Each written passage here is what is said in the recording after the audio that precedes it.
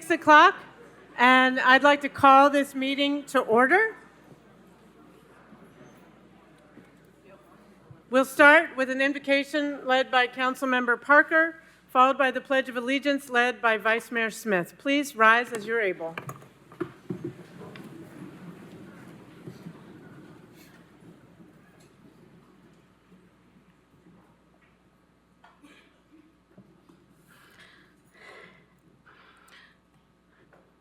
We come before you tonight, many of us with burdened hearts as we witness the struggles of our communities grappling with decades of disinvestment and now forces of gentrification. We see our neighbors facing displacement, their homes and livelihoods threatened by rising costs and changing landscapes. We pray tonight for your guidance and intervention to curb the tide of gentrification and its detrimental effects on individuals and families. We ask that you awaken our hearts and the hearts of our city's developers and leaders to the importance of equitable and inclusive development, ensuring that all people have access to safe, affordable housing, well-resourced public amenities, and the ability to thrive in their communities. Inspire us tonight to become agents of change, to stand in solidarity with those experiencing displacement, and to adopt policies that prioritize the well-being of all, not just the privileged few. Strengthen our resolve to work towards a world and a city where every individual can find dignity, stability, and belonging in their own homes and in their own neighborhoods. May our prayers tonight be met with divine action, and may our collective efforts contribute to building a city where justice rolls down like waters and righteousness like an ever-flowing stream. Please face the flag. I pledge allegiance to the flag of the United States of America and to the republic for which it stands, one nation, under God, indivisible, with liberty and justice for all.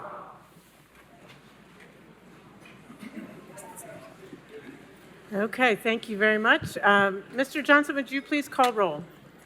Councilwoman Fugit. Here. Councilman Helsley. Here. Councilwoman McKenzie.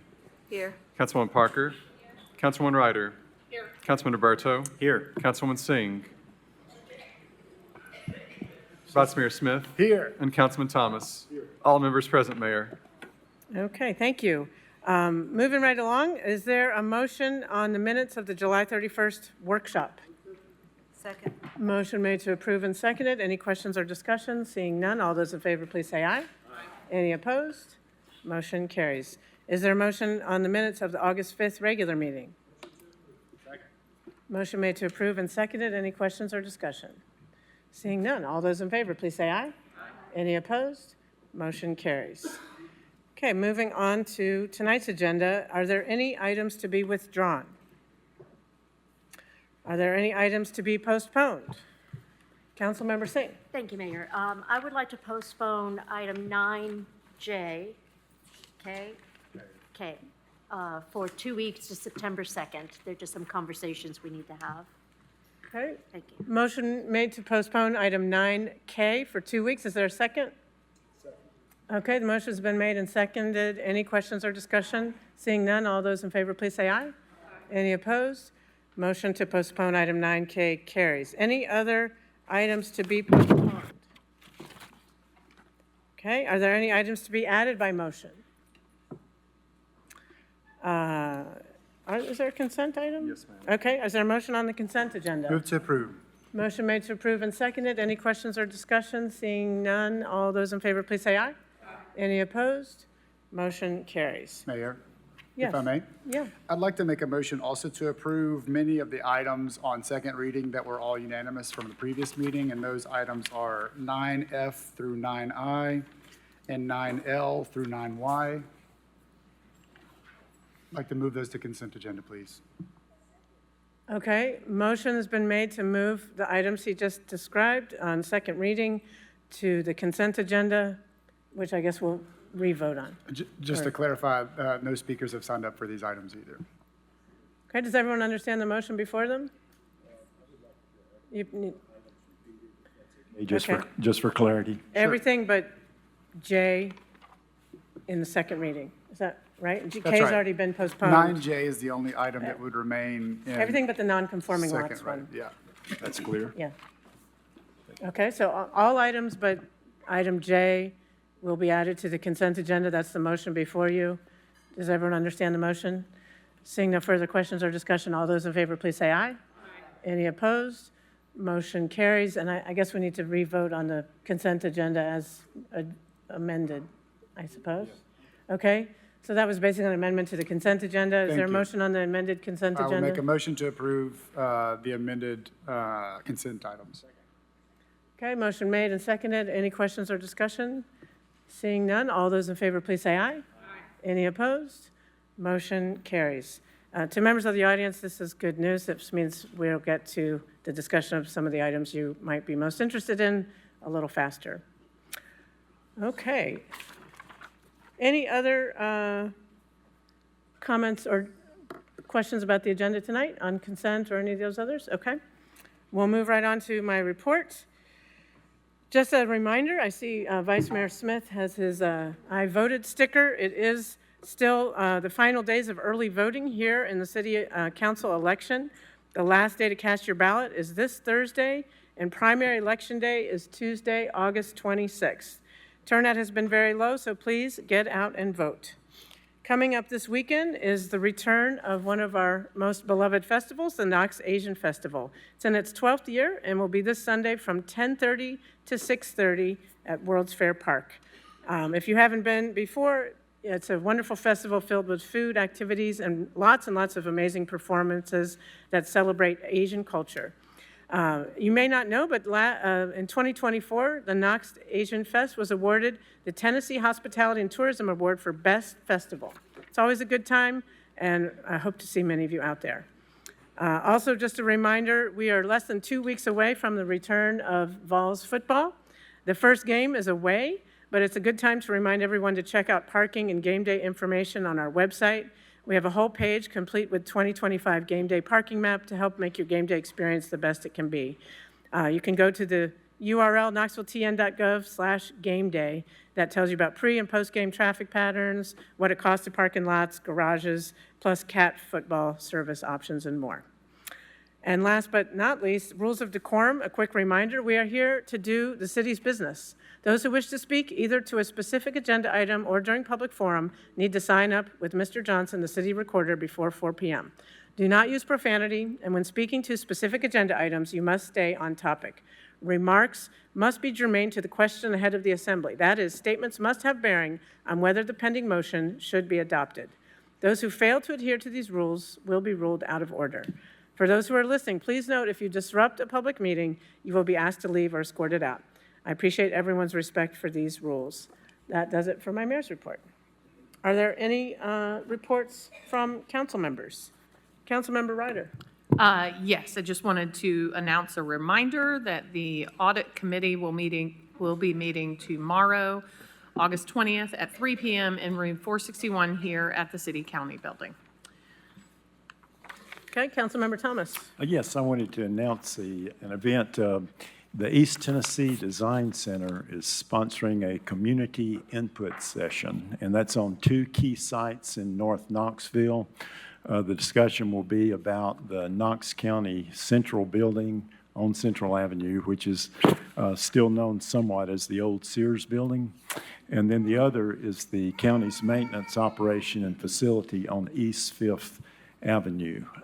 East Tennessee Design Center is going to have more or less an open house. They really want public input, get people's ideas of what to do about or with these 2 sites, just information gathering. And that will be at between 5 and 7 tomorrow at the Brookside at 1221 North Central Street. So come out and participate. And that concludes my council report. Okay, thank you. Okay, Vice Mayor Smith. Thank you, Mayor. City Council will host a workshop next Thursday in this room at 4 p.m. to discuss employee recruitment, retention, and development. That's again 4 p.m. next Thursday in this room. And the only other second announcement I had was that, as you mentioned, it's almost Election Day, which can only mean one thing, and that's Councilwoman Ryder's birthday is around the corner. So I'd like to wish Councilwoman Ryder a happy birthday early.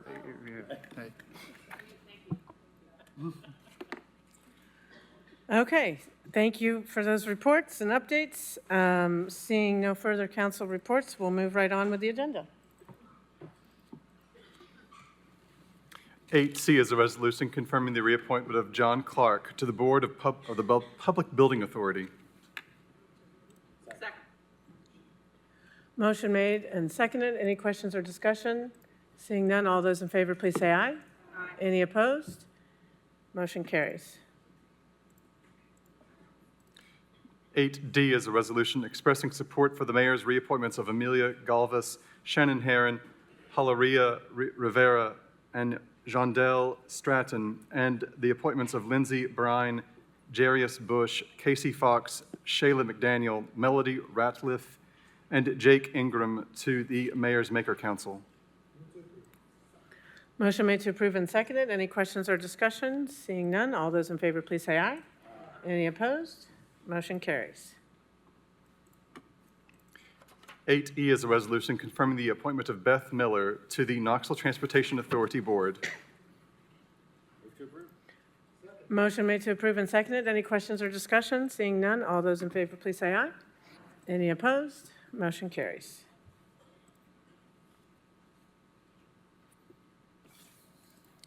Nine J is an ordinance to approve an amendment to the Knoxville City Code, Appendix B, Article 17.3, non-conforming lot of record, to enable the development of non-conforming lots of record while ensuring the development remains aligned with the neighborhood in which it is to be located. Knoxville, Knox County Planning applicant, all districts. Motion made to approve and seconded. There is one person signed up to speak in favor of this. It's Bentley Marlowe. It's opposition. I think it's opposition. Oh, maybe it's signed up against it. I was a little surprised to see it was for, but maybe that's a... It's against, okay. I stand corrected. He's signed up to speak in opposition to this item. We'll hand those out. If you want to go to the podium, state your name and address for the record, and you'll have up to 5 minutes to address council.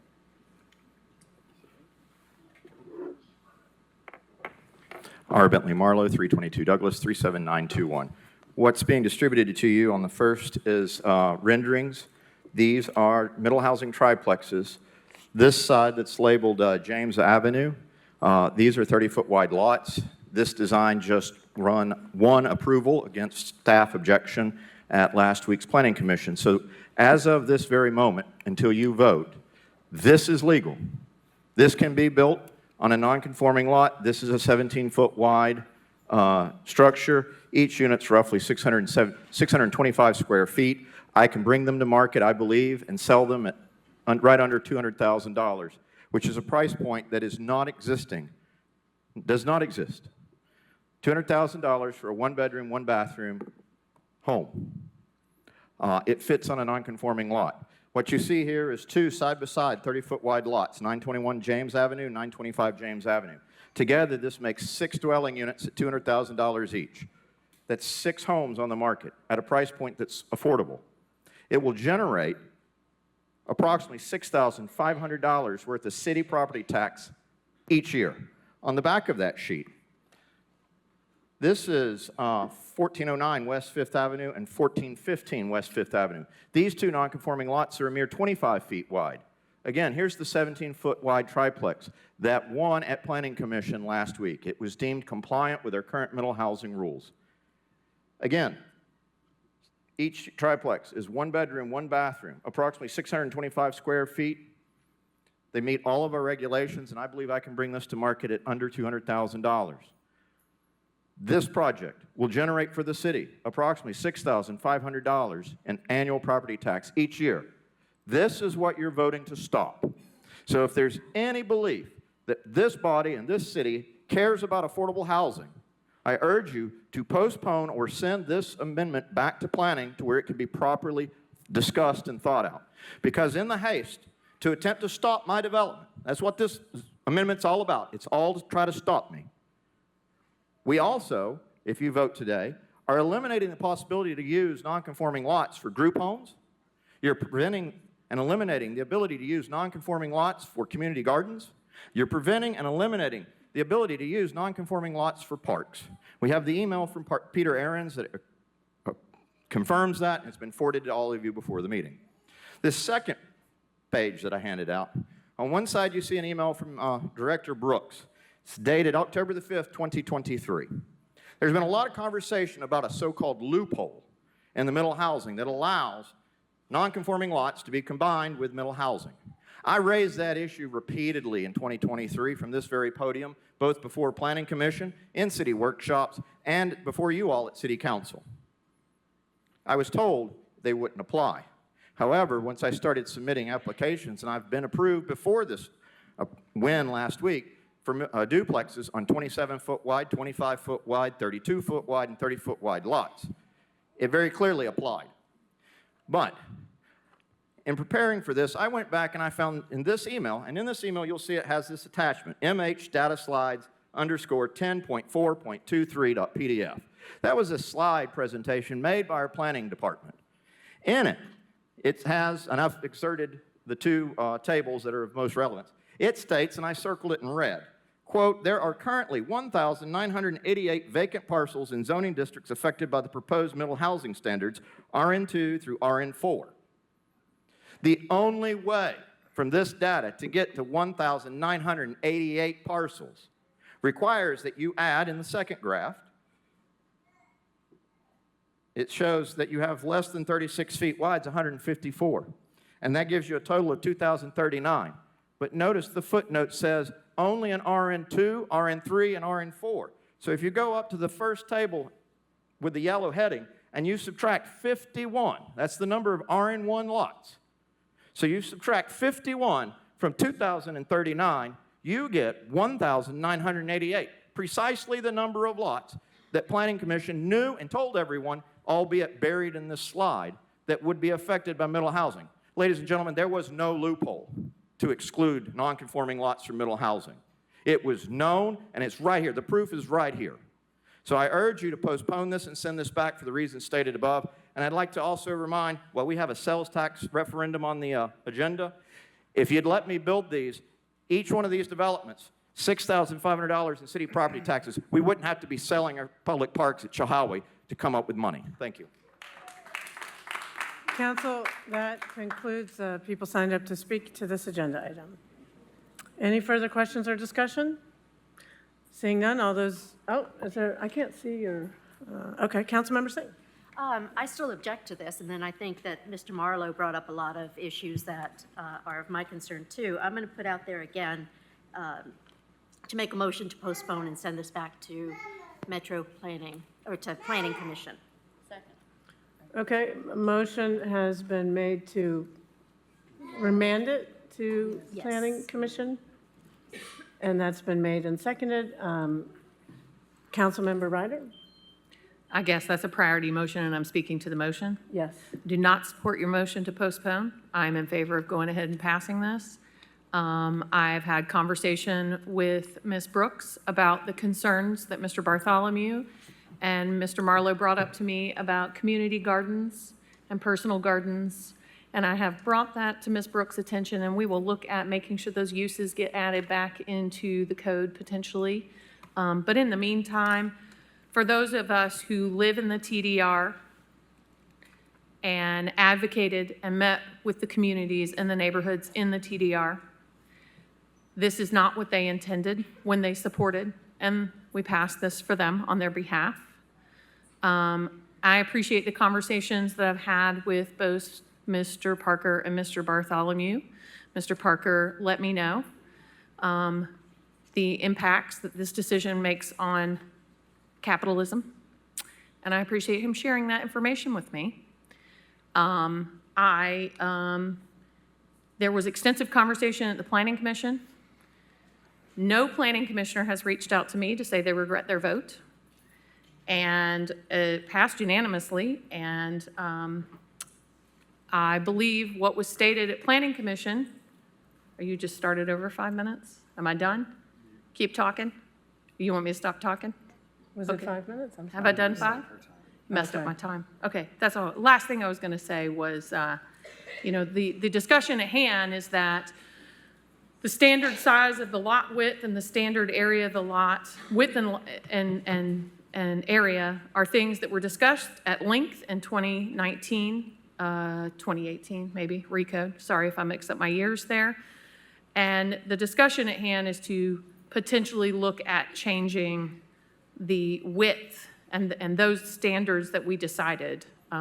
50 feet wide is what was recommended to us at the time by the planning director at that time, and what many people at the Planning Commission and many people in both the building community and the community are willing to look at, and what I've talked with Ms. Brooks about is looking at the standards for width and area rather than having no standards at all for non-conforming. So I cannot support your motion to postpone.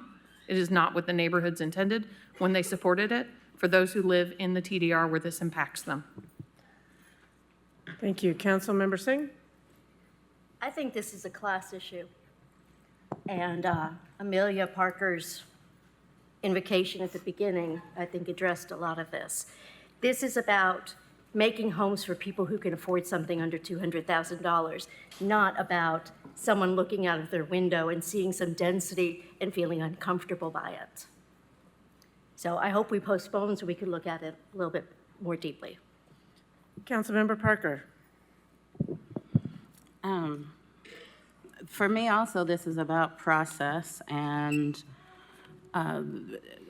ensuring we have, adopt policies that have the impact that we want. And when it was brought to my attention, the other uses that would not be possible with this change, it brought concerns to me because I've seen these uses used, especially in the 6th district, but in other places as well, to create those community gardens.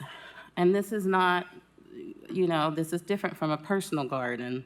A community garden should be a space that community members can visit and tend to their, tend to whatever they're growing. So it needs we need to make sure that we are not making changes that do not allow them. Also, the empowerment that a neighborhood has when they're able to turn a unused property into a park for the area, I think is also another good use. And I think that Councilmember Singh makes a good argument that how we are approaching this conversation does not seem to be guided by affordability. And I don't know if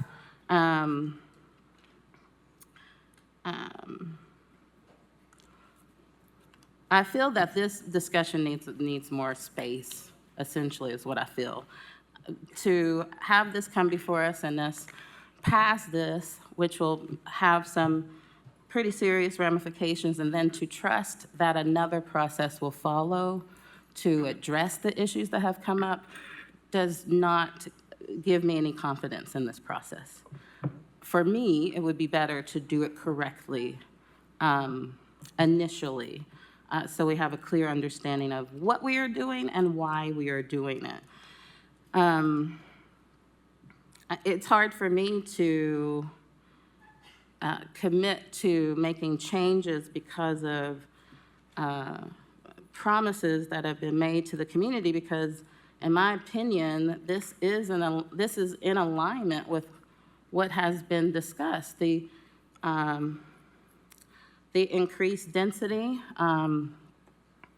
in the TDR. I've heard from neighbors who are outside of the affected area who have questions about how these changes will impact their single-family zoning in their area.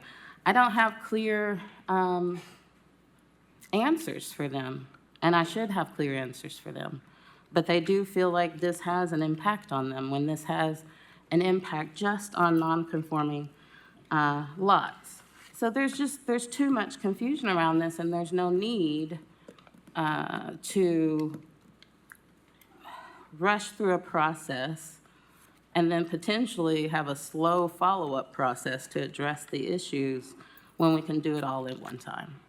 So that's my reason for not supporting this policy change, because we are acknowledging today that making these changes will result in outcomes that we do not desire, and that we will have to take additional steps to address those outcomes that we do not desire. So let's address those now. Councilmember McKenzie.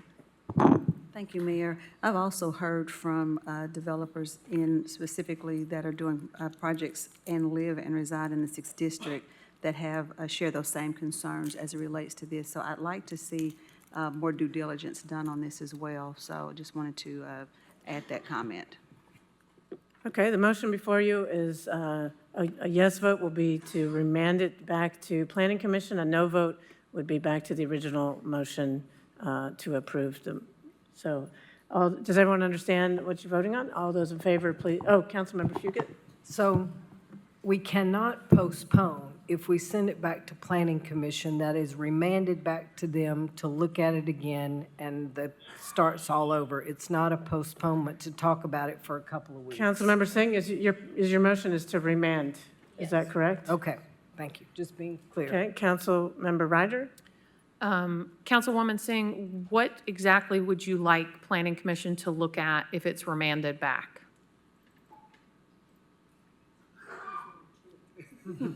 Oh, that's okay. I ran over my M&Ms a while ago. If anybody wants to know why I got tangled up in my chair. Your microphone's not on. I'm so sorry. I did have people come up and from planning and ask about, From planning commissioners or Yeah. citizens? no, from planning commissioners. Okay.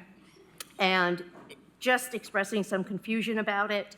Some people who had stepped down before it, that had a lot of experience in this, feeling that some of the commissioners didn't quite understand the length of it, even talking to the chair of the committee, of the commission. I believe he expressed that there was probably more to this than they looked at. So if it was remanded back at planning, what are we asking Ms. Brooks and her staff to do? Some more education on this and the consequences and the unintended consequences. Ms. Brooks, since it's still my 5 minutes, Ms. Brooks, if we do not remand this to you tonight, would your staff be able to look at things and recommend changes and bring it forth again? Yes, we would. Would we be able to get any changes that we wanted into this turned into your staff by Monday for the October deadline if we wanted to have personal gardens, community gardens, or parks added back into, are they impacted by this? Like those are ruled out uses? So if I have an RN2 or a 3 or a 4 or whatever lot, maybe Mr. Ahrens wants to come answer this, or Mr. Barry. I have 3 minutes and 17 seconds, so you can run yourself up to the podium and push it. There you go. You can get enough steps in today. Let's work harder here. Mr. Ahrens, I don't need a permit to do a garden. Is that correct? That's correct. I can plant my turnips on a lot that is a non-conforming lot, but if one of my neighbors says, oh, that's not an allowed use, is this about permits or is this about use and codes compliance? Mr. Rosenberg, Mr. Ahrens, I don't know who wants to answer this. We would only really get involved if there was a complaint. So if my neighbor complained that I put a garden on a non-conforming lot that was 25 foot wide because 17 point, whatever we're looking at here, says non-conforming lots are only allowed to be used for single-family houses, does that apply to pulling permits or does that apply to planting turnips? I believe the Y'all, answer- this is what we do. We parse the hairs here. Be No, I prepared. There's a whole understand. night of I this. understand. I've never, the only time in my 11 years with the city, the only time I've gotten involved with a garden is when it is overrun and it is not really acting like a garden and it acts like blight. And so I've not, the answer to your question is it's both the use and permitting.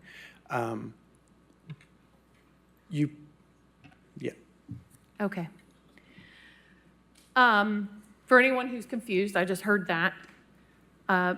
Mr.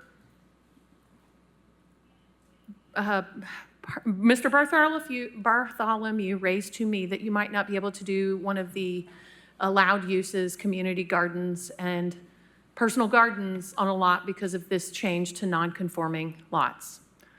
And I am of mind that we do not need to remand it back to council to get those uses back in. They do not require a permit, and I will be happy to turn in a change by Monday's deadline to Ms. Brooks to make sure that those loose uses can be reviewed separately if there needs to be an edit, and they can get it on the next planning agenda. In the meantime, I will defer to Mr. Aaron's expertise that he has had one complaint about an overgrown garden and they don't require permits in his entire time here at the city. Councilmember Fugit? Thank you. Ms. Brooks, if planning commissioners have expressed that they would like to reconsider this, how can they do that on their own without us remanding it back? Or can they not take it up unless we send it back to them? They could request that staff take another look at the ordinance. They could do that in their own meeting, and they could provide additional guidance to us on what exactly they wanted to look at in terms of further amendments. And about how long does that kind of work usually take?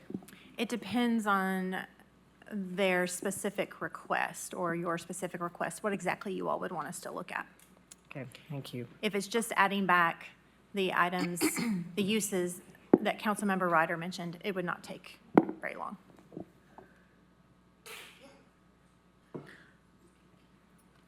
Councilmember McKenzie? Thank you, Mayor. And so also want to, someone asked, so would this also be applicable to gazebos? Or we know there's some people who have chickens who may want to do a chicken coop or something. Would this cover it? Would that be considered or looked at in more detail if sent back? Yes, or we could take another look at this at the meeting deadline for October is on Monday. If we wanted to make sure that those uses were addressed, we could do that at that time without having to remand it back. But if it's- Councilmember Thomas? I'm sorry, but if it's remanded, sorry. it will be researched and reconsidered, correct? It could be. What I'm saying is that it's not necessary for it to come back just specifically for us to make sure that those uses are considered in the future. If that makes sense. Councilmember Thomas? Yeah, I think Director Brooks may have just answered my question. If the commissioners can initiate bringing this back, they have that opportunity. And I'm still looking at this 15-0 vote that brought it up here. And at that time, as I mentioned, I think in the last meeting, if commissioners had doubts about their vote, they could have expressed them then, or they could have abstained, whatever. But not remanding it back today does not prevent them from initiating it at that level if any of those so desire. So I think we're not prohibiting them from having that opportunity. If there are those people on the commission who would like to review this again, they're not going to be prevented from doing that. I just I'm against sending it back on remand after they've already voted 15-0 to send it up here. I think we should deal with it up here. And then if they, in the future, or Monday, if they have second thoughts about their votes or want to review some more material that Mr. Marlowe's brought, that they would still have the opportunity. I just want to clarify that us not remanding it does not prevent the commission from reevaluating this. Thank you. Councilmember Singh and then Councilmember Ryder. I don't know if there's a way to figure this out. I mean, even an approximation, Ms. Brooks, on passing this now. How many houses, units are at jeopardy in the range that we keep talking about, we have a crisis about? Any guesstimate you can give?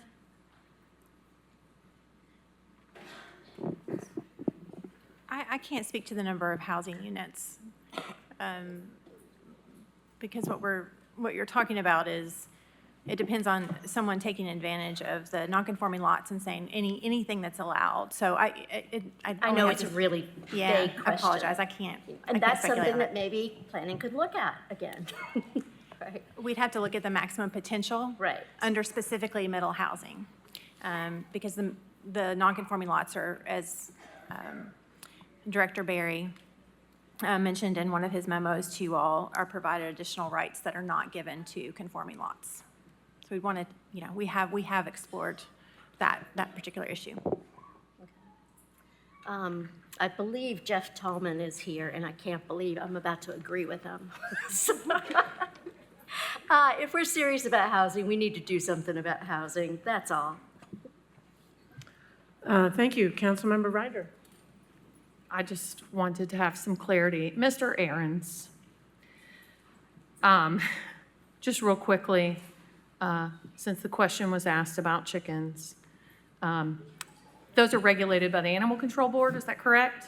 They are. So they're not and issued building permits through your department? They're not. But And in, so Animal Control Board is not looking at whether it's a conforming or a non-conforming lot? Yes, sir? Section 107 provides the clarity that I think you're looking for. Okay. It's basically says the permittee must occupy the residence on the property where the chickens are kept. So there has to be a primary structure that is an occupied structure? Yes, Okay, all right, so we can't have chickens unless we have a house that's already there. you got to live in the property that you Okay. have chickens. And things like gazebos and some of the other things that brought up, those would be secondary structures. You would have to have a primary structure prior to, like I can't build a garage or a shed Correct. before I have a dwelling. And that's whether or not it's a Okay, lot of, conforming Okay. lot or non-conforming. all right, I appreciate it. Ms. Brooks, can we commit to having a conversation which was had at the Planning Commission by the commissioners, not your commissioners? The commissioners had a discussion about lot width and area. Is that something that could be looked at further and do an analysis of whether we're at the right sizes that we came up with in 2018, 19, whatever year it was? Yes. Thank you so much. Thank you. Councilmember Parker. And each time we have this discussion, this meeting and the last meeting, I learn something new. And we get some further clarification, which leads me to feel that this should be remanded. And I'm not clear on why we would not do that when we're admitting that we're going to make additional changes. I'm wondering if anyone has this information. I did not ask for it before the meeting, so you may not have it. But are there pending permits on non-conforming lots that we should be concerned about moving forward in the next 2 months before this policy could be revised? Could Mr. Aarons or anyone speak to that?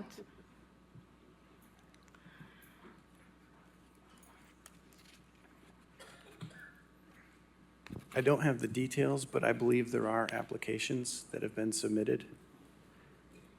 I don't know, again, I don't know the details. You don't know how many, you don't know how many units that might represent? I do not. You do not, but you know there are pending applications.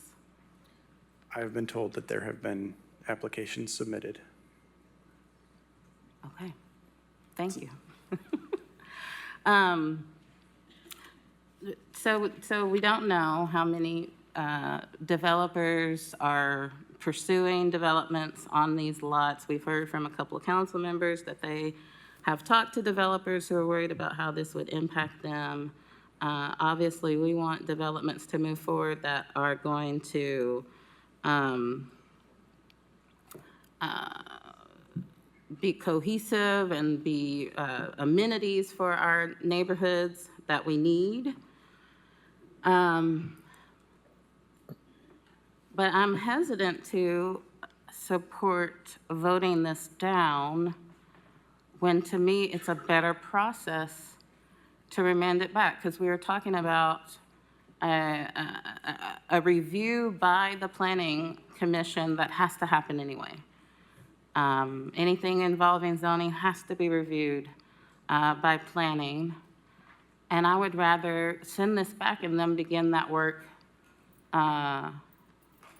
immediately to prepare for that October meeting, rather than council attempt to take on identifying those items and getting it onto the agenda.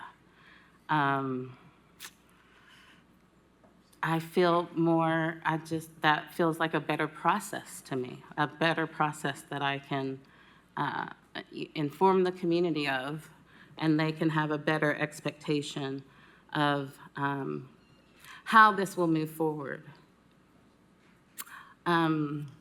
Because I do feel that there may be things that will not be able to move forward in this interim period that we would like to see move forward. And I'm less concerned about things moving forward in this interim period that we would not like to see move forward. Based on some of the discussion tonight, based on some of the designs that we've seen.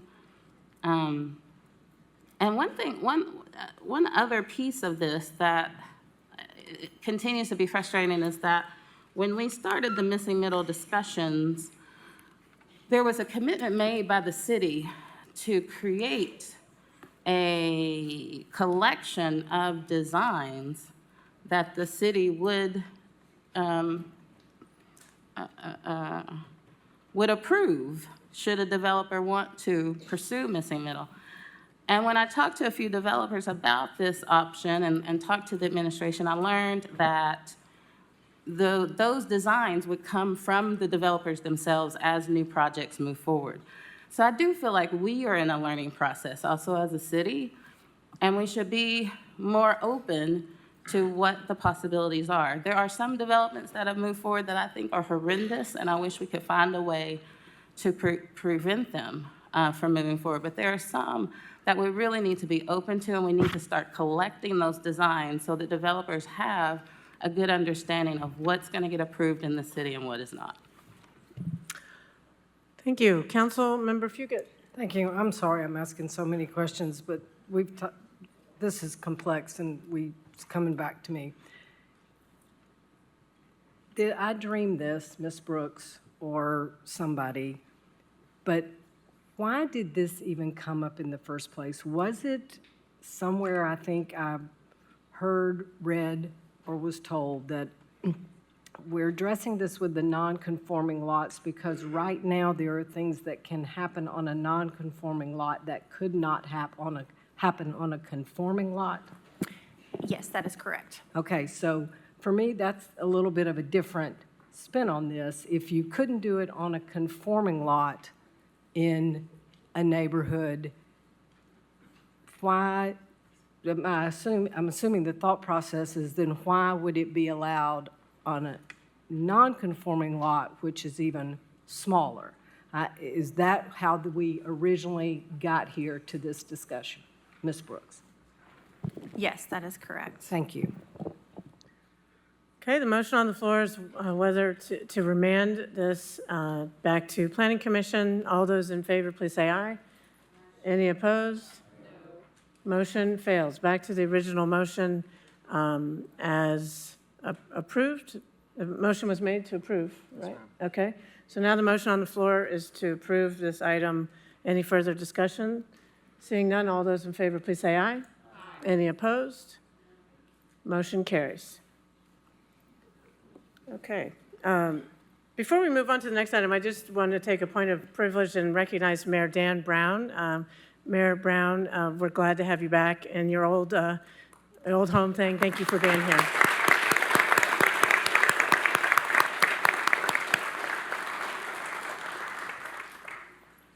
Now back to land use. 10Z is a resolution approving an appeal by Mohammed Ragab of the Board of Zoning Appeals' denial of a variance to decrease the minimum interior side setback from 35 feet to 24 feet per Article 8.1, Table 8-1, in the Agricultural Zoning District for property located at 6109 Creekhead Drive, 3rd District. Okay, council members, we will follow the normal procedure for an appeal. First, is there anyone here representing the appellant? Anyone here representing the appellant? What's his name? Mr. Ragab? Anyone here, Mr. Ragab, or representing Mr. Ragab? Okay. Then that makes that pretty short. Then we have the opportunity for anyone who's opposed to it. We do have one person signed up to speak in opposition to this item. It's Owen Gwynn. Owen Gwynn, are you present? Okay. Is there something that you, okay. Mr. Gwynn, please come up to the podium. You have up to 5 minutes to address council. If you could start by stating your name and address for the record.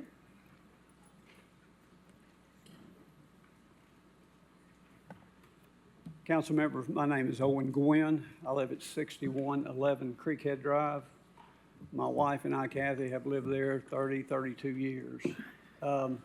My property borders this gentleman that wants to change the setback/variance, and it specifically impacts me on my driveway. My lot is about 4 acres, and I don't guess you all have a copy of the survey, do you? Well, you can probably see from there, you all look young. Thank you. You're welcome. So, this is Creekhead, and this is my driveway. Yeah, if you could just point the microphone closer to your mouth a Oh, little sorry. bit. Yeah. This is Creekhead, this is my driveway, this is Mohammed's property. And what he's talking about wanting to do is change the variance from 35 feet to 24. In other words, encroach on my property, which there's no reason to do that. If you enter my driveway right now, it's only 36 feet wide. If you subtract 11 feet from that, one of you young people, what is that? Well, if you take 11 feet from it, you're putting me down to where I can barely get my car in my driveway. So if you approve this variance, I would be unable to take any type of wide load, any building material, or anything up my driveway. This gentleman took upon himself, while he was renovating the house that he bought, that you all asked him to stop work on because he didn't get a permit. He decided to cut some of my trees and some of my shrubs, which was a nice thing to do, but I didn't ask him to do that. And what he cut down was a vegetative barrier, because I'm a ecologist type person, you know, I'm for the environment. We cut all that down. So he don't like the environment. I think you all know the history on this gentleman. I think he's been before y'all before, and I think at the last meeting, I was ill and couldn't be here, but you unanimously voted down to not change that variance. I see no reason to do that. If we're going to play by the rules, let's play by the rules and don't cut people's trees down and cut their shrubs down. And if you're going to build something, get a permit. So, you know, maybe the rules don't apply to him, but I think you all think they need to apply to him. Any questions? If council wants to ask questions, they'll do that a little later in the process. I can't Yeah. stay long. I don't think they'll need that long. Okay. Thank you, Mr. Gwynn. Is there anybody, now the appellant has up to 2 minutes to rebut that. Is there anyone here for the appellant? Seeing nobody here to represent the appellant, the council discussion can move forward. Councilmember Singh. I'd like to move to deny this appeal. Okay, motion made to deny the appeal has been made and seconded. Any questions or discussion, Councilmember Singh? Mr. Ahrens, if you wouldn't mind giving a quick summary so that people know why I'm quick to do that. What was the procedure like? What was the process like with this homeowner?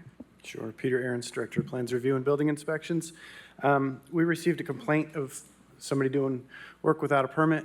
So on March 4th of this year, we sent an inspector out. I'm going to read his inspection report. Said observed on-site footer system has been dug and rebar installed for addition on side of house, interior remodel taking place. Left notice of violation taped on the front window. Worker on site called the owner, and I advised him over the phone not to pour the footers and discontinue work until the job has been permitted for the work performed.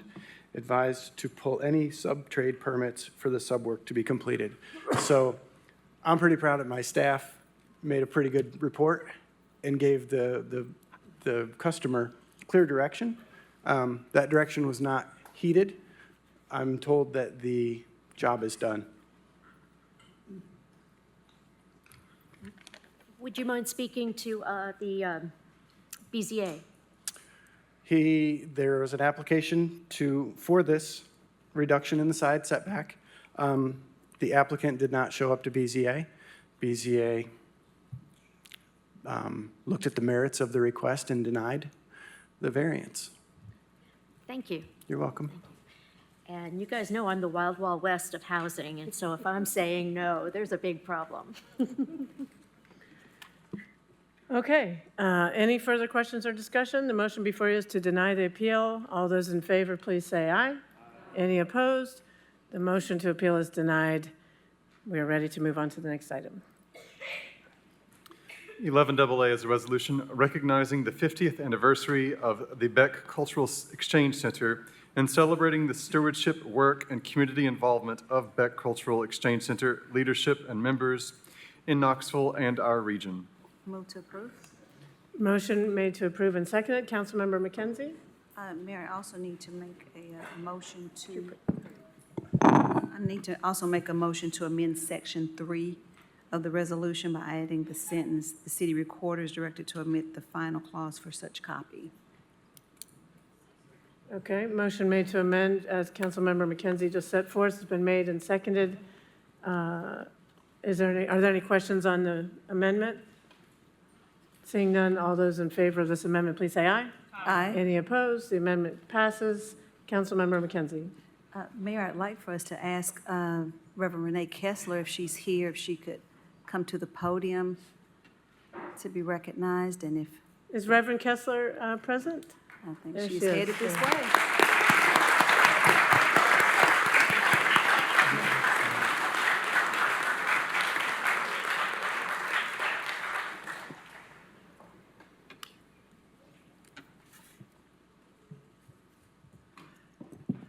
Welcome, Reverend Kessler. We are so fortunate to have you in our community and to have the Beck Center. It was a pleasure to recognize 50 years of Beck's contributions to our city at Covenant Health Park at the 8th of August celebrations. What a special event. I know there are many council members were here, and we were able to do a lot of recognitions on that day. And so I'm very grateful for Councilmember McKenzie and the rest of council who wanted to extend these recognitions to this resolution today. Councilmember McKenzie? Thank you, Mayor. I also want to publicly recognize that in addition to our celebration of the 50th anniversary of the Beck Cultural Exchange Center, that we did, from the mayor's office, proclaim Reverend Renee Kessler as our African-American historian for the city of Knoxville. And for that, we are very grateful.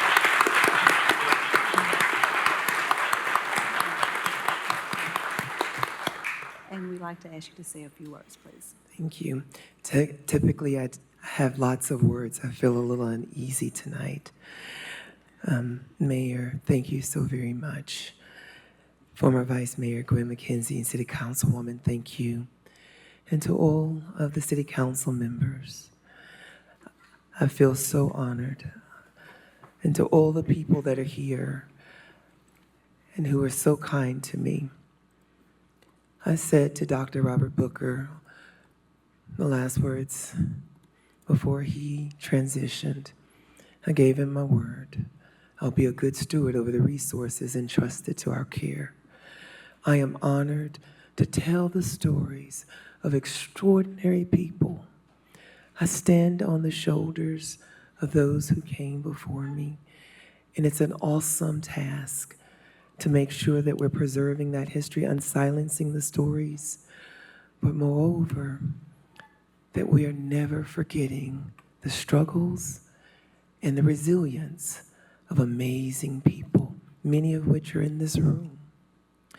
I like the way James Baldwin says it. He says, if we're not afraid to look back, then nothing we're facing can frighten us. So we look back so we can look forward to a brighter future. It is my great honor to be the historian and moreover, to represent this great city in your leadership. Thank you.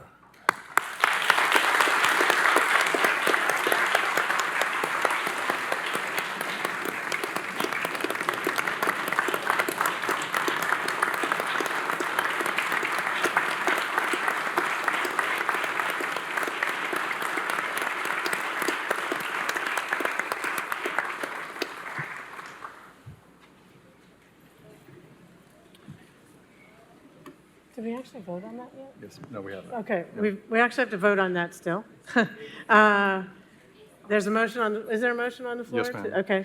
Does everyone understand what we're voting on? Thank you, Reverend Kessler, for your words. All those in favor of this wonderful resolution, please say aye. Any opposed? Motion carries unanimously. Thank you, Beck Center. Thank you, Reverend Kessler. We're very grateful for your leadership and the Beck Center.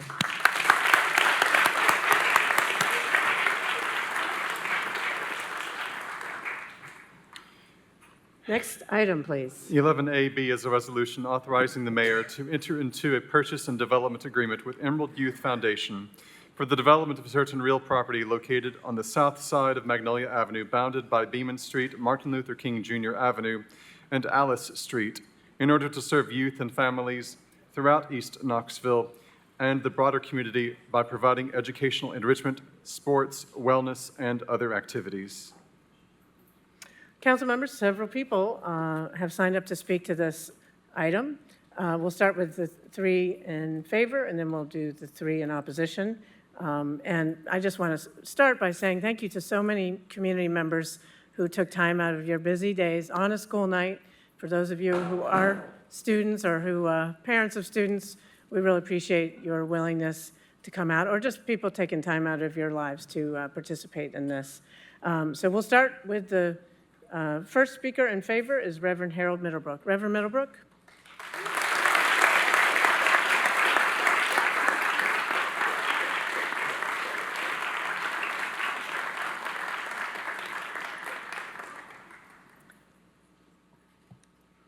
If you could start by stating your name and address for the record. I think you're pretty well known, but the record is the record, so. Mayor Kincannon, members of the council, my name is Harold Middlebrook. I live at 2334 Dandridge Avenue. I serve as chair of the Emerald Youth East Area Community Engagement Community, and I have served for more than 40 years as pastor of the Canaan Baptist Church of Christ, which is in East Knoxville. I am grateful to be able to share my fervent support for this project. I'd like to ask that the members of our committee, Emerald young people, parents, and all who are present tonight in support of this effort to please stand.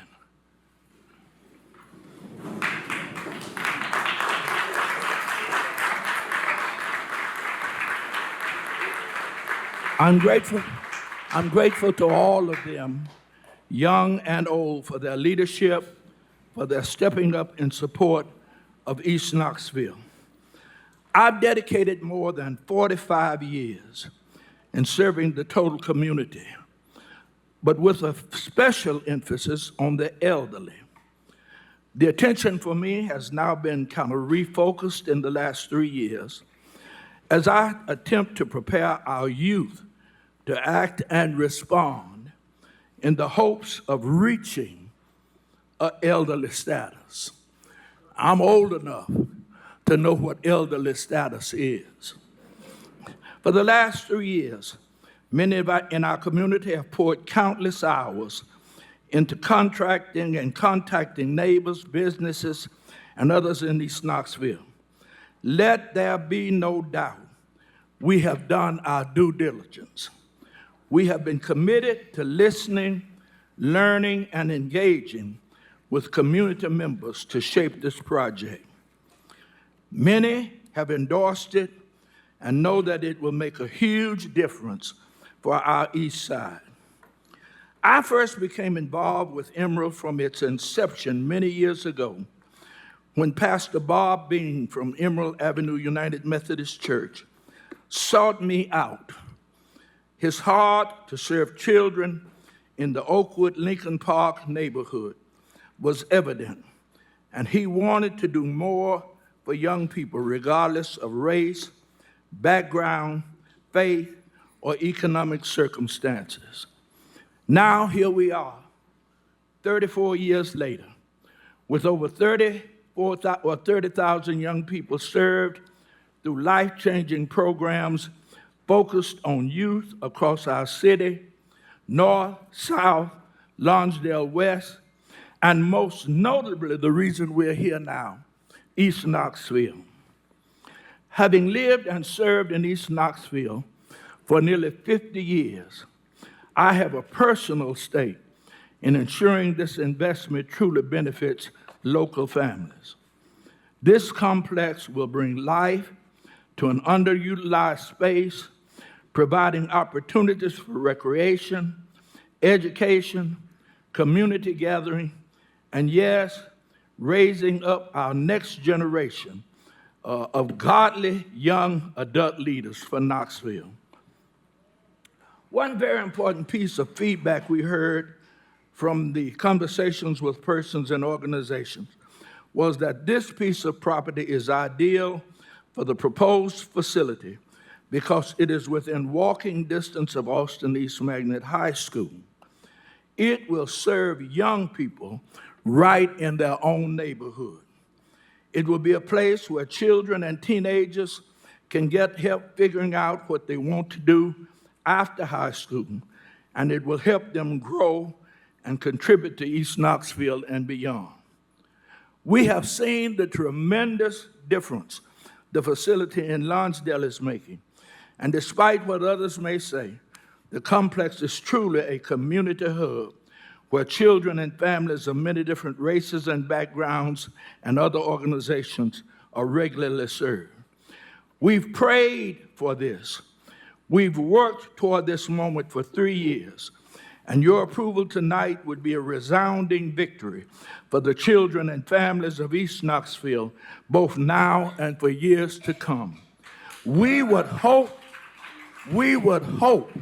that you would vote tonight, not sometimes late, but tonight, to give these young people hope, to give them a sense of future, and to give them a sense of their direction. Thank you, and we're dependent on you.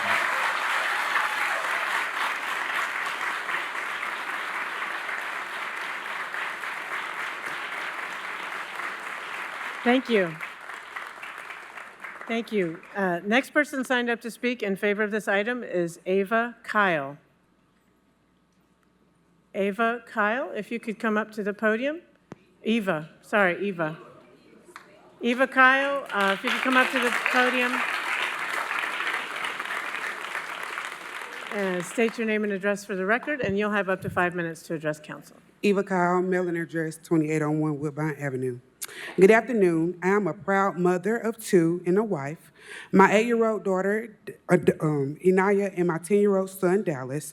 For the past 4 years, my children have been a part of Emerald Youth Foundation, and I'm here to speak in strong support of the Emerald Youth expanding its programs in East Knoxville and building this new facility where I grew up at.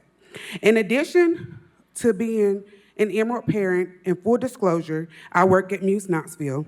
I am also a proud graduate of Austin East High School, and this year I am thrilled to be the voice of AE's marching band. Beat, beat. I hope you all will come out and support our team and band this fall. I am deeply invested not only in my own children, but in all children in our community. And I believe with my entire heart that this is exactly what Emerald Youth stands for, lifting up every child, meeting them where they are, and giving them the opportunities to thrive. Emerald Youth has been a constant source of growth, guidance, and community for my family. They have provided a program that is affordable, fair, and supportive to all children, regardless of their background, faith, or circumstances. An expansion in East Knoxville means more than just a new building. It means more space for children and families to learn, play, grow. It means more wellness opportunity, physical, mental, and emotional. And it means more young people will have a safe, inspiring place to go after school, on weekends, and in the summer. As a parent and as someone who works every day to inspire curiosity and confidence in children, I want to see our youth surrounded by resources that build them up. Emerald Youth is already doing that, and this expansion will allow even more children in East Knoxville to benefit from their work. On behalf of my family, I want to thank Emerald Youth for their years of dedication and care they've shown. And I want to thank each of you for considering what this expansion could mean for our city for years to come. I ask that you vote in favor of this transformative project. Thank you.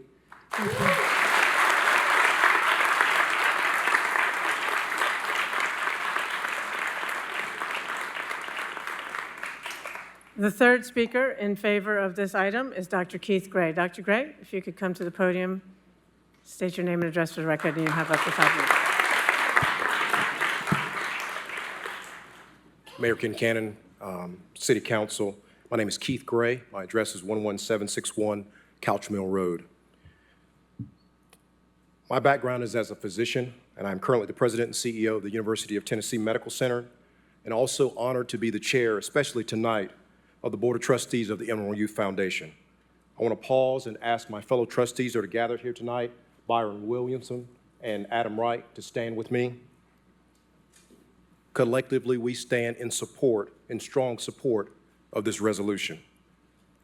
In my 18 years in this community, I've served thousands of people as a cancer surgeon, many of whom are in this room tonight. While I prescribe unique treatment regimens for each one of them, the common desire of all of them, as Reverend Middlebrook said, was hope. Proverbs 13:22 says, "Hope deferred makes the heart sick, but when desire is fulfilled, it is a tree of life." Hope doesn't say that I will solve all the problems of the community. Instead, it empathizes with the challenges of the community. It links arms with the people of the community, and it commits to walking with those members of the community wherever the journey leads. Emerald Youth's hope prescription is infusing faith and health and educational opportunities into the communities that it serves, addressing the spiritual, the mental, physical, and educational needs of urban youth and families. While it is not the only transformation model, the proof of concept is that it has changed lives in this community for over 3 decades. Most recently at the Haslam Sansom Ministry Complex in Lonsdale. There, you see students taking advantage of educational resources not previously available to them. You see family accessing health care that is high quality, that is equitable, and that is patient-centered.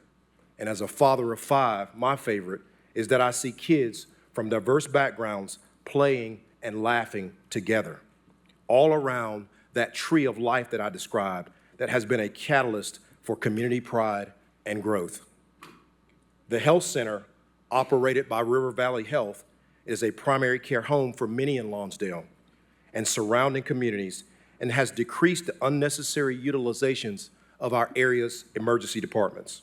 River Valley Health, Covenant Health, East Tennessee Children's Health Hospital, New Direction Healthcare Solutions, Tenova, the University of Tennessee Medical Center, and the UT Institute of Aquaculture have all been, maybe for the first time in the history of this community, collaborating around one project to bring access to preventative and primary care, behavioral health, and high-need specialty services to East Knoxville as a part of this initiative.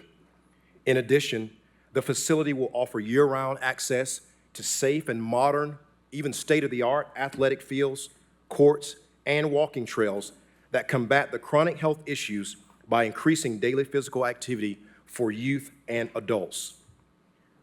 I want to leave you with a message that I was with the governor 6 hours ago, and I'm going to say the same thing here that I said to him.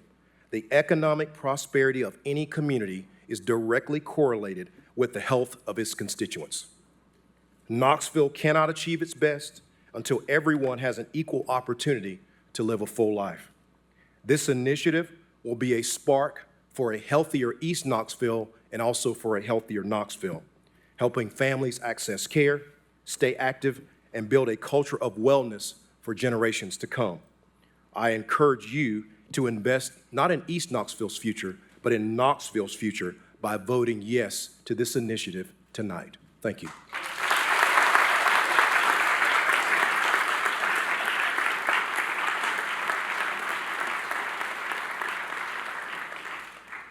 Thank you. Now we'll move to the three speakers signed up to speak in opposition. First is Denzel Grant. Mr. Grant. You'll step up to the podium, state your name and address for the record, and you'll have up to 5 minutes to address council.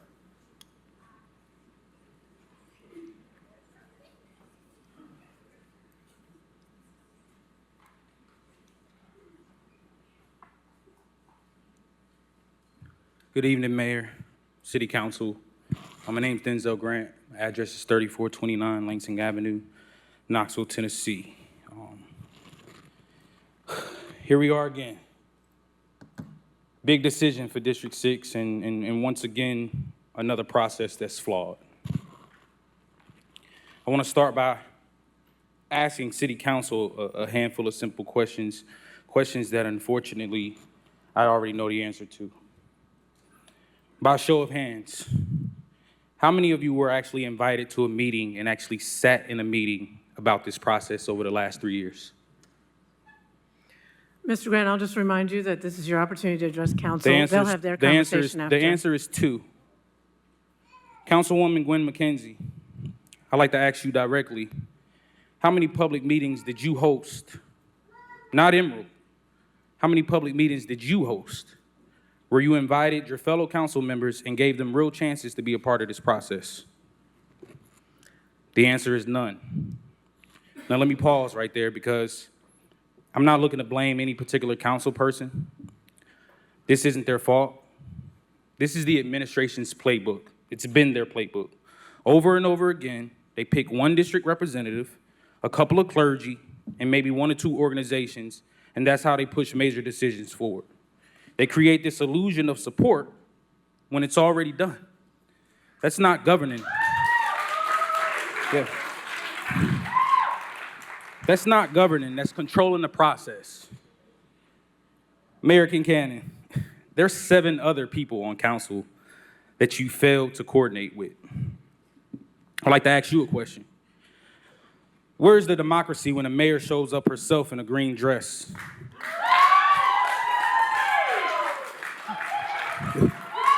Already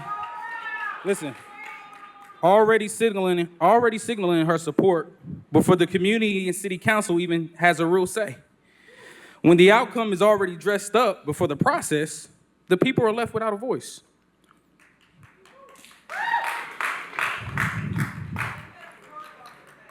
This is the same administration that wants to increase taxes to help build parks, but you're taking away a park, an historic park. This administration is making poor decisions financially over and over, and they want taxpayers to pay for it. Now, before I close, I want to be clear. I do not have a problem with Emerald Youth Foundation. I deeply respect the work that they do for this city. They uplift our youth. They empower through education, mentorship, fellowship, and many of their staff come from the very communities they serve. Nobody can deny that Emerald has been a blessing to Knoxville. The issue isn't Emerald. The issue is this administration and their attempt to sell a 100-year-old park space that belongs to the community. City Council, do not approve this resolution. Ask yourselves this question.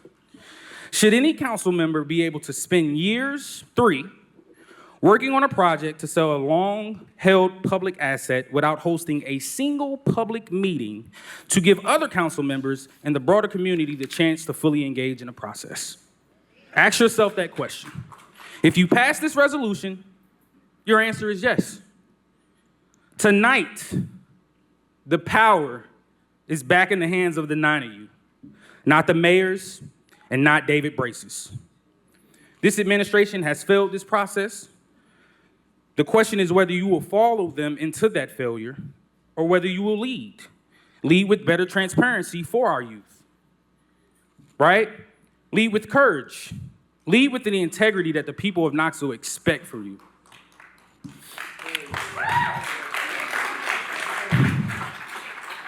It's time for leadership that is more transparent. It's time for leadership that is more bold when it comes to standing up to an administration that wants full control. The time is now. This is the leadership that we need. It needs to be bold, it needs to be inclusive, and it needs to be unafraid to challenge broken systems. Listen, the community's watching, these young people are watching, and the history will remember whether you protected a 100-year-old public asset or whether you gave it away. These children don't have a say-so. They don't have a say-so. I'm asking City Council to postpone and vote no on this resolution. Thank you.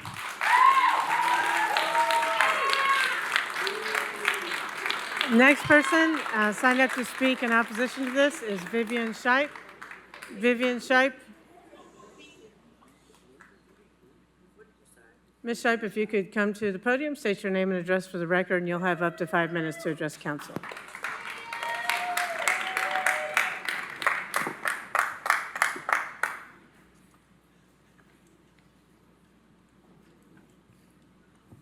Good evening, Vivian Shipe, 3614 MLK, Knoxville, 37914. When the news broke a few days ago about the sale of the land at Chilhowie Park, what was interesting was that for a major change of this magnitude, of the 202,000 citizens of Knoxville and the 29,000 in East Knoxville, only supposedly 500 citizens and a few community leaders had been involved for 3 years in the planning and discussion of this event. Chilhowie Park sits in East Knoxville, one of the most historical and valuable land masses, an area that has been ignored for decades. But this move goes deeper than that. You see, there was a strategic plan for Chilhowie Park that was on the city's website for the last 7 years until this morning at 9 a.m. when it was taken down. The park belongs to all of Knoxville. Not only has East Knoxville been intentionally underdeveloped, Chilhowie Park has never received the type of attention and use as Lakeshore Park until now. Now it's in danger of being parceled up and sold off into many profitable pieces, supposedly with the approval of the people. A list was shared of leaders at meetings of support, as was a picture of a few citizens and leaders. Well, imagine the surprise from state reps to local city leaders and county commissioners who, upon seeing their name upon this list, have now spoken out about their names being used to show support of this venture. In addition to them, there are many leaders, organizations, and community leaders, myself included, who was never invited to a meeting or even notified that such a plan was being considered in the supposed 3 years of outreach. This is another instance, as was the selection of those hired for Nick Jr., of finding a way to go around the people and keep those who might ask hard questions away from the table. The attendees for that information meeting were also handpicked, and many organizations were left out of that conversation. We are in election mode. To those 5 who will ultimately be elected by the citizens in the next 2 city elections to sit in these chairs, I ask you to take note of what transpires tonight and charge you to be an inclusive council, one that speaks and takes into account the needs and desires of all the people. I charge you to be intentional and work to grow all parts of the city, not just for those trying to move here, but those who have always lived here. Please make sure when you take office at East Knoxville where you plant some seeds. To our current council that will vote on this, I urge you, vote no or postpone this. For if you allow this, you will be opening a Pandora's box you cannot close. For you will not be able to tell one organization, yes, you can buy this land, and tell others no. So there is only so much land, and when it's gone, it's gone. Listen to the will of all the people. Tonight, vote no or postpone this.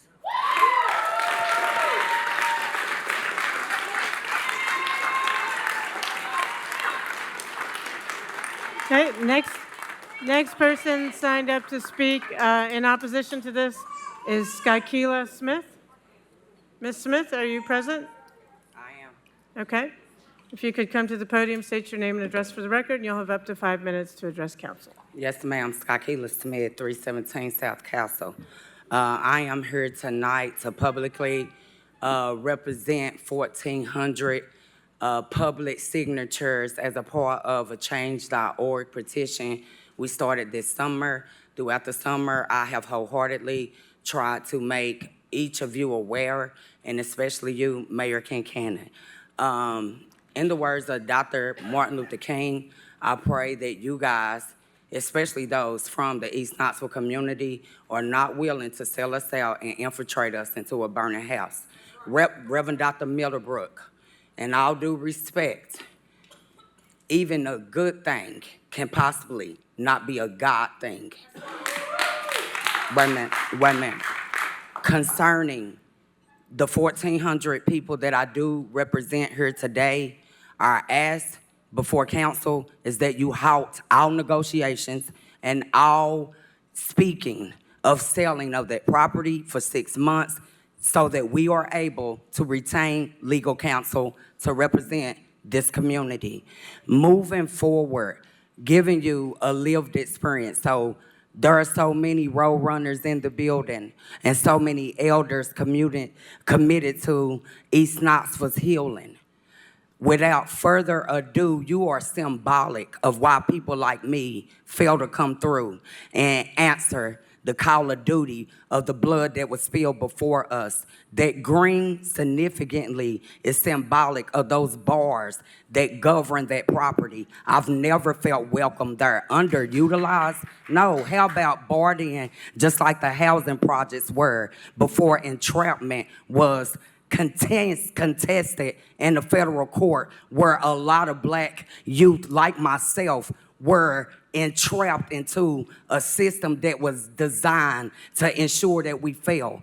All of those that feel like they are experts in speaking for young black youth, I grew up in Lonsdale Housing Community. I grew up in Walter P. I pulled myself up from the gutters, found the boots that Dr. Martin Luther King said, strapped them up, even though they didn't fit. Got 2 degrees from the University of Tennessee after the crack era and went back to my alma mater, Austin East, to teach. So I'm asking you to allow me to be the example for my students in here that came from Emerald U. See, you do not have to hate somebody to be pro. You need to be able to stand up and uplift your own kind. I cannot allow this to take place and not stand as a model for what I've taught them. Even if you're standing alone, you need to stand. I thank them for showing up Goliath in this land. But this little Samson, a little angel called God, holds my hand.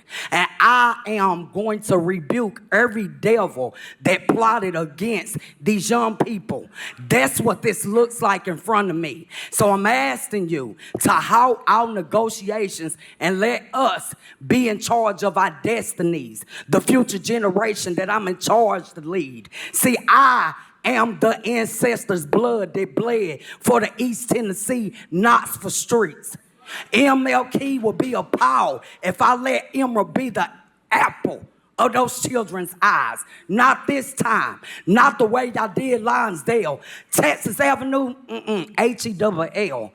Nobody like me was ever helped. From this point and moving forward, do not speak for something you ain't felt yourself. I'm talking about the cause that was dealt. It's very few of you that's going to leave here and go where I got to go. I live around the corner. I chose to. Do you think I can't now afford to buy a property like some of y'all on the board? But I showed them I need them to thrive for more. So I go in Austin East every day to make sure they do more than soil. Please, please, please do not disrespect people like me anymore. I'm talking about minorities, the economically disadvantaged, those that don't have a plan even when they try to plan it. So don't make a decision for somebody like me and you never came down and sat next to Miss Scott, a G. Help this processing, please. I'm a teacher. I could have been an attorney. Yeah, I got language above language, just like you, sir, from UT. Thank you.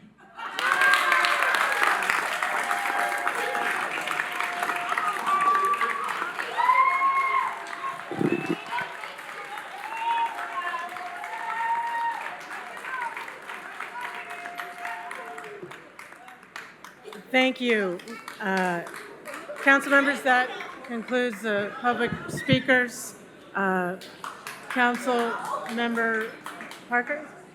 How many speakers have we excluded? Three in favor, and those are the three in opposition. There are some people in excess of the three who signed up, but council's rules are 3 in favor and 3 against. Okay, council member, anyone else? Well, council member McKenzie?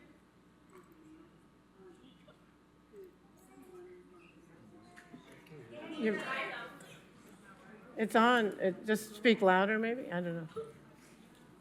It's on. Yeah, it's on. Try Miss Fugits or Sings, maybe. Mayor, is there anyone from the administration that can speak to the process, the RFP process, how we got here as it relates to looking for proposals for this particular property? Yeah, I'd be glad to speak to that, and I appreciate you asking that question. First of all, I was part of the many people who participated in the Chihowie Park visioning process and strategic plan back when Mayor Rogero was mayor. And I think this proposal and the one following it on the Muse are very much consistent with what the community said in those places. So this is, excuse me, no remarks from the audience. This is council's discussion. So back in 2022, it would have been a couple years since the Lonsdale Ministry Complex had opened and people had seen that it was successful. So several members of the East Knoxville community, including and Emerald leaders, said that they had heard that people saw that in Lonsdale and wanted the same opportunities for their children in East Knoxville. And you and I spoke about that at that time, and but I think wisely, you said we don't just need to hear it from the leaders of Emerald Youth. We want to hear from the people of East Knoxville. So we spoke to the leadership of Emerald and said, that sounds like a good idea, but talk to the people who you plan to serve and have those meetings, have that engagement, and they did. It took 2 years to work with community members, many of whom are here today, and they had numerous meetings. I know Cynthia Finch personally knocked on doors of people. Did they knock on doors across the whole city? No, they did not. They focused specifically on the people that they hope to serve, which are the people walking distance to this proposed amenity. And I think that is a very sound strategy because those are the people who are most likely to benefit should council move forward with this proposal. And then in 2024, we issued an RFP, and to anyone who says this hasn't been a transparent process or thinks it's odd that I'm wearing green, I'm 100% unequivocally supportive of this and proud to support Emerald in this effort.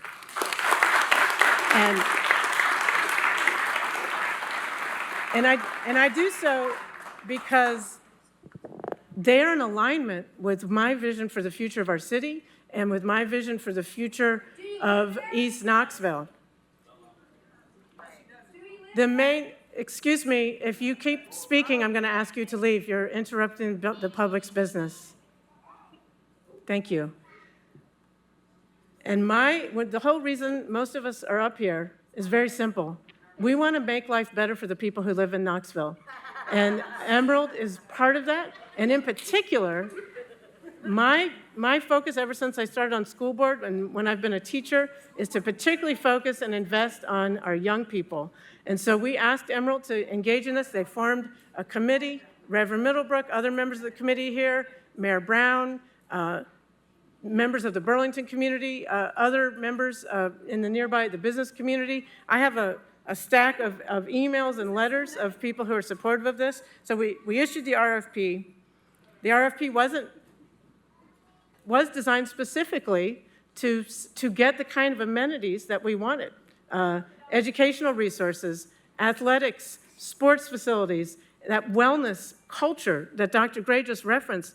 Our kids and families in East Knoxville deserve a wellness culture, deserve opportunities to improve their lives and have the same opportunities that they have in other parts of town. We've seen it work in Lonsdale. East Knoxville kids deserve the same thing. So we issued the RFP. There was one respondent. It was Emerald. And since that time, since the response, we have been in negotiation with them and negotiating in a way that we think is in the best interest of our city. The proposal before you is fair market value. In the past, it is fair market value as proposed by a assessor, a property appraiser. And I just as a point of information for council members, a few. Councilmember McKenzie, I'll cede my, that's basically the timeline. So now we had that negotiation. The negotiation concluded recently, and now we're bringing this proposal back to council. But I submit to you that there has been a lot of public process, transparency, and public notice, and I appreciate your work on that front.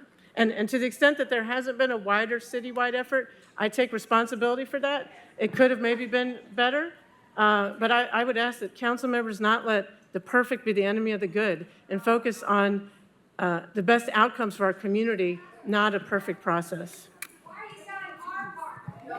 Excuse me, Ms. Sessions? Ms. Sessions, you need to leave. You're out of order. I'm ruling you out of order. You have to leave. I'm ruling you out of order. You have to leave the room. You're okay. Thank you. Councilmember McKenzie? Okay. Thank you, Mayor. And my apologies to the young people that are here. And if we can have your attention, please. Mayor, could you please, if you don't mind, and I'd like for my time not to start, to just go back over the rules of decorum in this government meeting, please, before I start? Yeah, just as a reminder to everybody, as I announced at the beginning of the meeting, we do have rules of decorum. For those who are listening, if you disrupt a public meeting, you will be asked to leave or escorted out. Okay, thank you very much. Councilmember McKenzie. I just want to make sure everyone heard the rules of decorum because we have a lot of guests that are here today, including children. So I would ask for even if you are upset about what we're discussing tonight, that you would at least show some level of respect as it relates not just to this governing body, but the children that are here today. So what I want to say is thank you to everyone who reached out to me regarding this proposal. There was a lot of emails, and especially those who called where we could have conversation. I've heard a wide range of perspectives from parents, grandparents, neighbors, partners, and I'm grateful for that feedback. But most importantly, the voices that were most important to me were those of the young people in our community that I have heard from and that I've talked to and that have been surveyed over these last few years. Our community in East Knoxville has carried profound losses over the last few years. Too many of our young people have witnessed violence. They have lost friends and family members. They've struggled through the aftermath of COVID-19, navigated the broader social climate, and my North Star will remain creating safe, accessible places for youth to learn, play, grow, and thrive.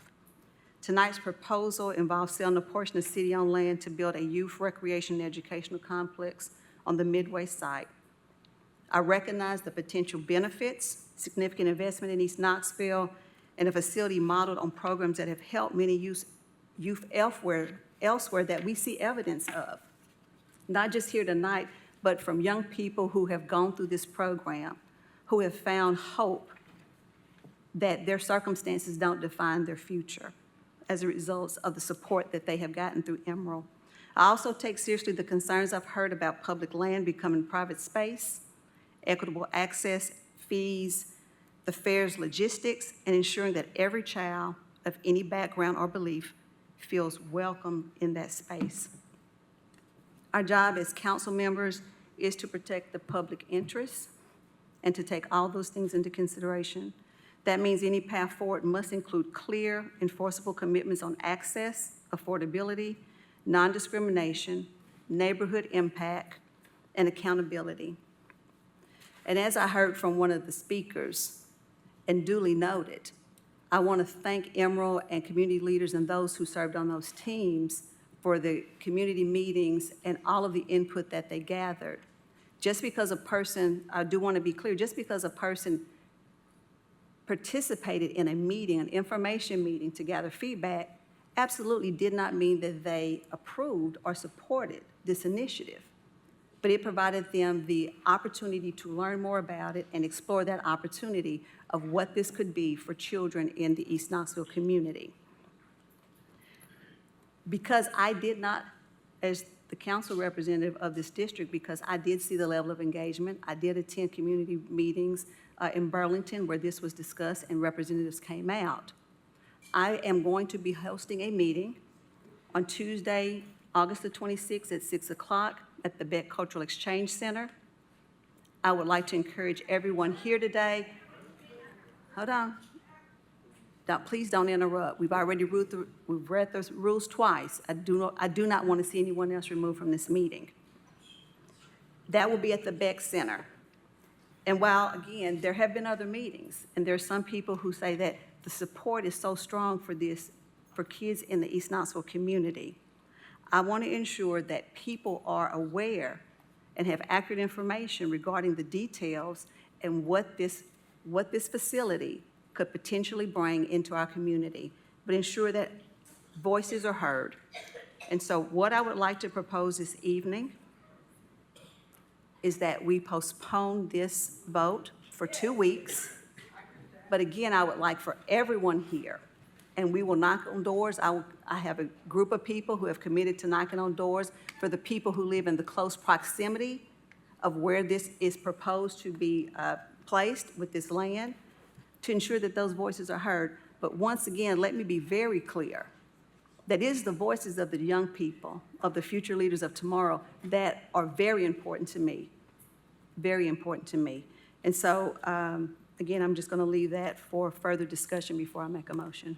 So you're not making a motion? I would like to hear additional, if there's any additional comment from my colleagues. Okay. Councilmember Singh? I had a few questions. Should this just be on the postponement, or you didn't make a motion so I can speak on anything? You can speak on it. Okay, thank you. I just have some questions about the selling of city property. What is our history of doing that? And where have we done that at other times? And have we sold parkland before? Councilmember Singh, I would like to provide some information on that. In fact, the city has sold land, at various times, including parkland.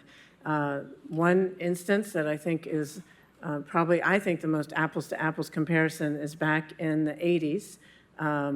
The city gave away, didn't sell, gave away parkland to a nonprofit organization, and then they also appropriated $1 million to that organization.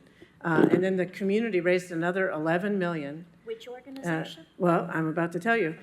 So the city gave away parkland and also funded it to a tune of $1 million. And that is now what we all enjoy as a public amenity, the Knoxville Museum of Art. So back at that time, the city was willing to do that for the sake of art. And I'm hopeful that now the city will be willing to do that for the sake of children. That's one example. Is there a reason that we did not choose to do a lease? Yes, because the way it worked in Lonsdale has been effective. We think that also that unlike the KMA years ago, the Emerald Board has committed to $20 to $30 million of private fundraising, and some of the fundraising is contingent on ownership of the property.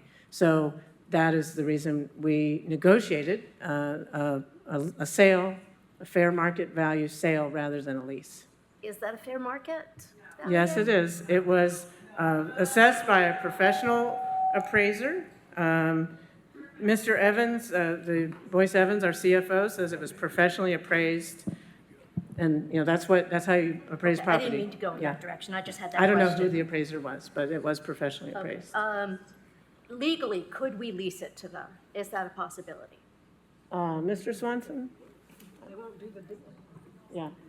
I think it's legal, but they Yes, might we not. could lease it. It is to them. legal, even being a religious organization. We could lease it to them. Okay. I just had that question, thank you. I'll tell you, the negotiation has been, long and hard work on both sides. And so, there's some give and take involved in that. It would have been nice to know about it sooner. About what? It would have been nice to have been involved in some of the conversations. You're saying 2 years ago, it started coming out into the community. I don't live there. But as a council member, I was surprised that it took so long before I heard about it. Okay, Council Member Fugit? Thank you. Just, Mr. Brace or Mr. Evans, I would like for you to answer my questions. So my question is, who was the appraiser? When was it done? And what is the appraised value? Just let's get that in the record. And then I will also say, I understand the question about could we lease, but nobody's going to invest $20 million of their money on a leased property. If they're going to Maybe fundraise, pardon me? Sorry, the muse, maybe? Go ahead, Ms. Fugit. Well, nobody may not be the right word. 99.9% of people will not invest $20 million in land they do not own. I would also like to point out that in this contract, the city has done what it has done with some, rarely, but got in there, there's a clawback provision. If Emerald ceases to use that property, the city has first right of refusal to purchase it back. So if they can't do what they're doing and sell it and make a profit off of it unless the city chooses to pass on repurchasing the property. But now that I've finished my soliloquy, will you please answer my questions? Thank you. Yeah, and I'm going to have, this is David Brace, Chief of Staff. So I do want to say that it is a sale, but it's a sale with restrictions, which I think are really important. One, there's a first right of refusal. Two, there's a 20-year restriction period where Emerald has to operate it as a recreational healthcare and education facility. So not only do they need to raise 20 to 30 million, they have to raise the money to run it for 20 years. And there's also a right of first refusal. There is also a repurchase. So if Emerald ever goes bankrupt, Emerald says we're done with this, the city can step in and repurchase. So there's a repurchase, a right of first refusal, and a 20-year restriction period on a parking lot that will actually be recreational uses. And the reason, really the reason around the lease versus sale, Emerald is the group that has to raise $20 to $30 million. They are a religious group. They don't hide that. Faith is part of their work, like a lot of inner city youth programs. They came to us and said, our donors want to own the property. They want to make sure that they own it and they have really good control of it, except for what is in the development agreement. And so I think that's really important. There's also a separation of church and state. Law department, we talked about this in Lonsdale. It is cleaner to do a fair market value sale. And I'm going to let Mr. Evans give the evaluation and how we came. Thank you. Mr. Evans? Yes, ma'am. Boyce Evans, CFO for the city. We had a professional appraisal done by Marie Carlson, AI-GRS Limited Liability Company. They initially evaluated it, and for 11.92 acres, that came in at $850,000.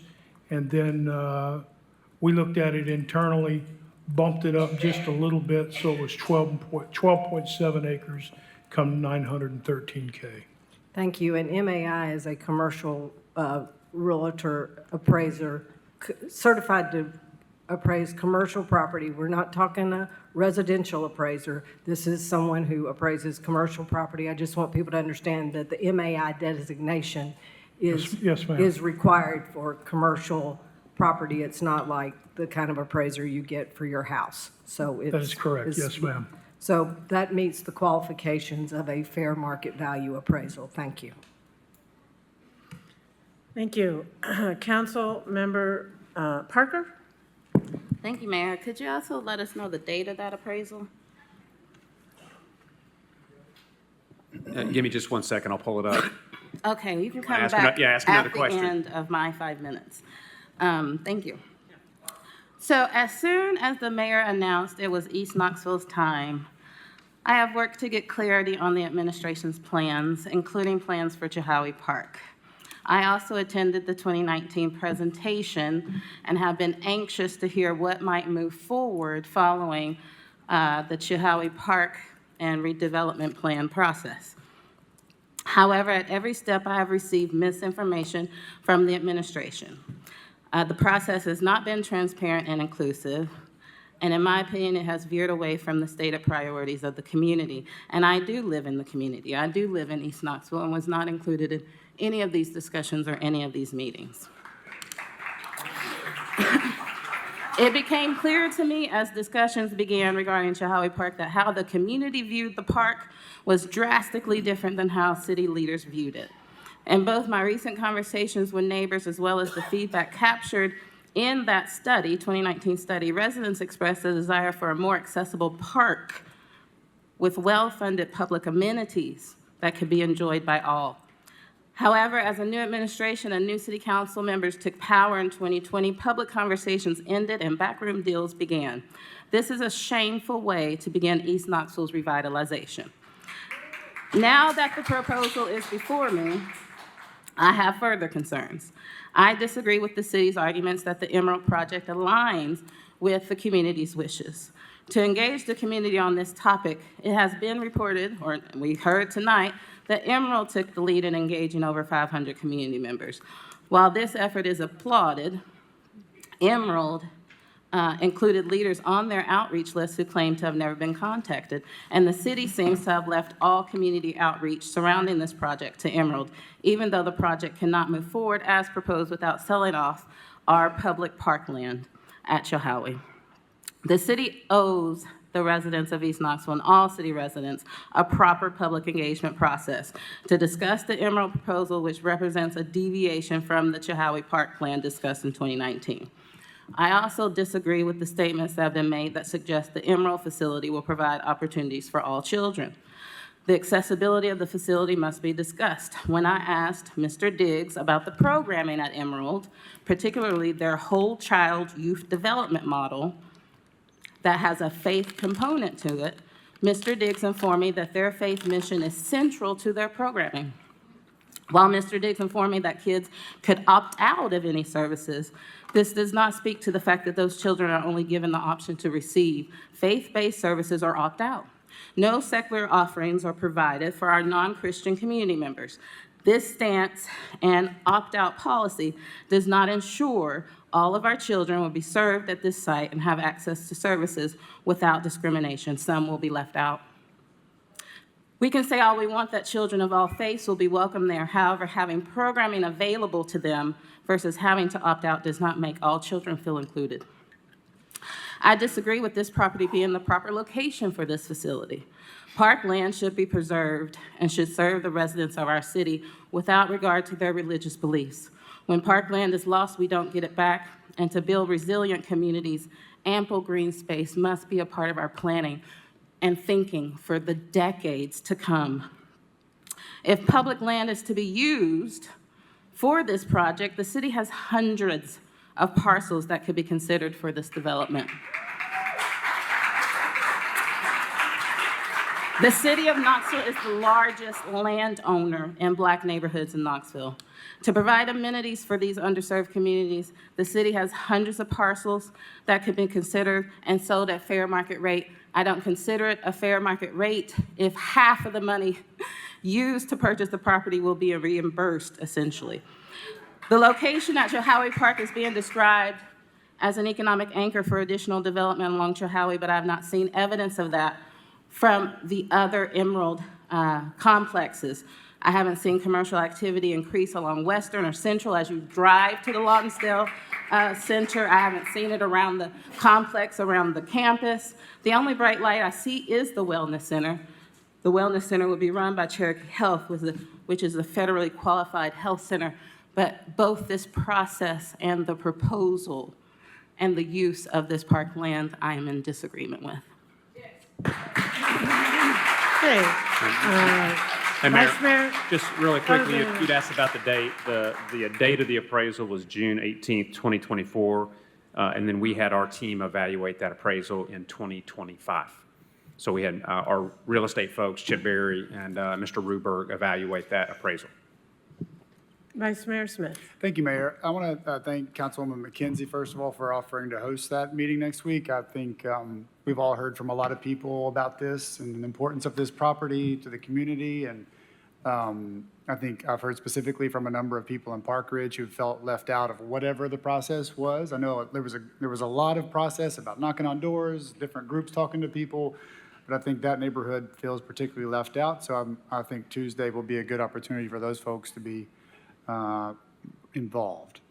For me, I don't need to guess what Emerald does for our community. I've spent hundreds and hundreds of hours on Emerald properties all over the city. And so I think we're all in agreement in this community that Emerald does immeasurable good. I can say the names of a lot of kids' lives who have been improved. And just there's no question of the Emerald good in our city.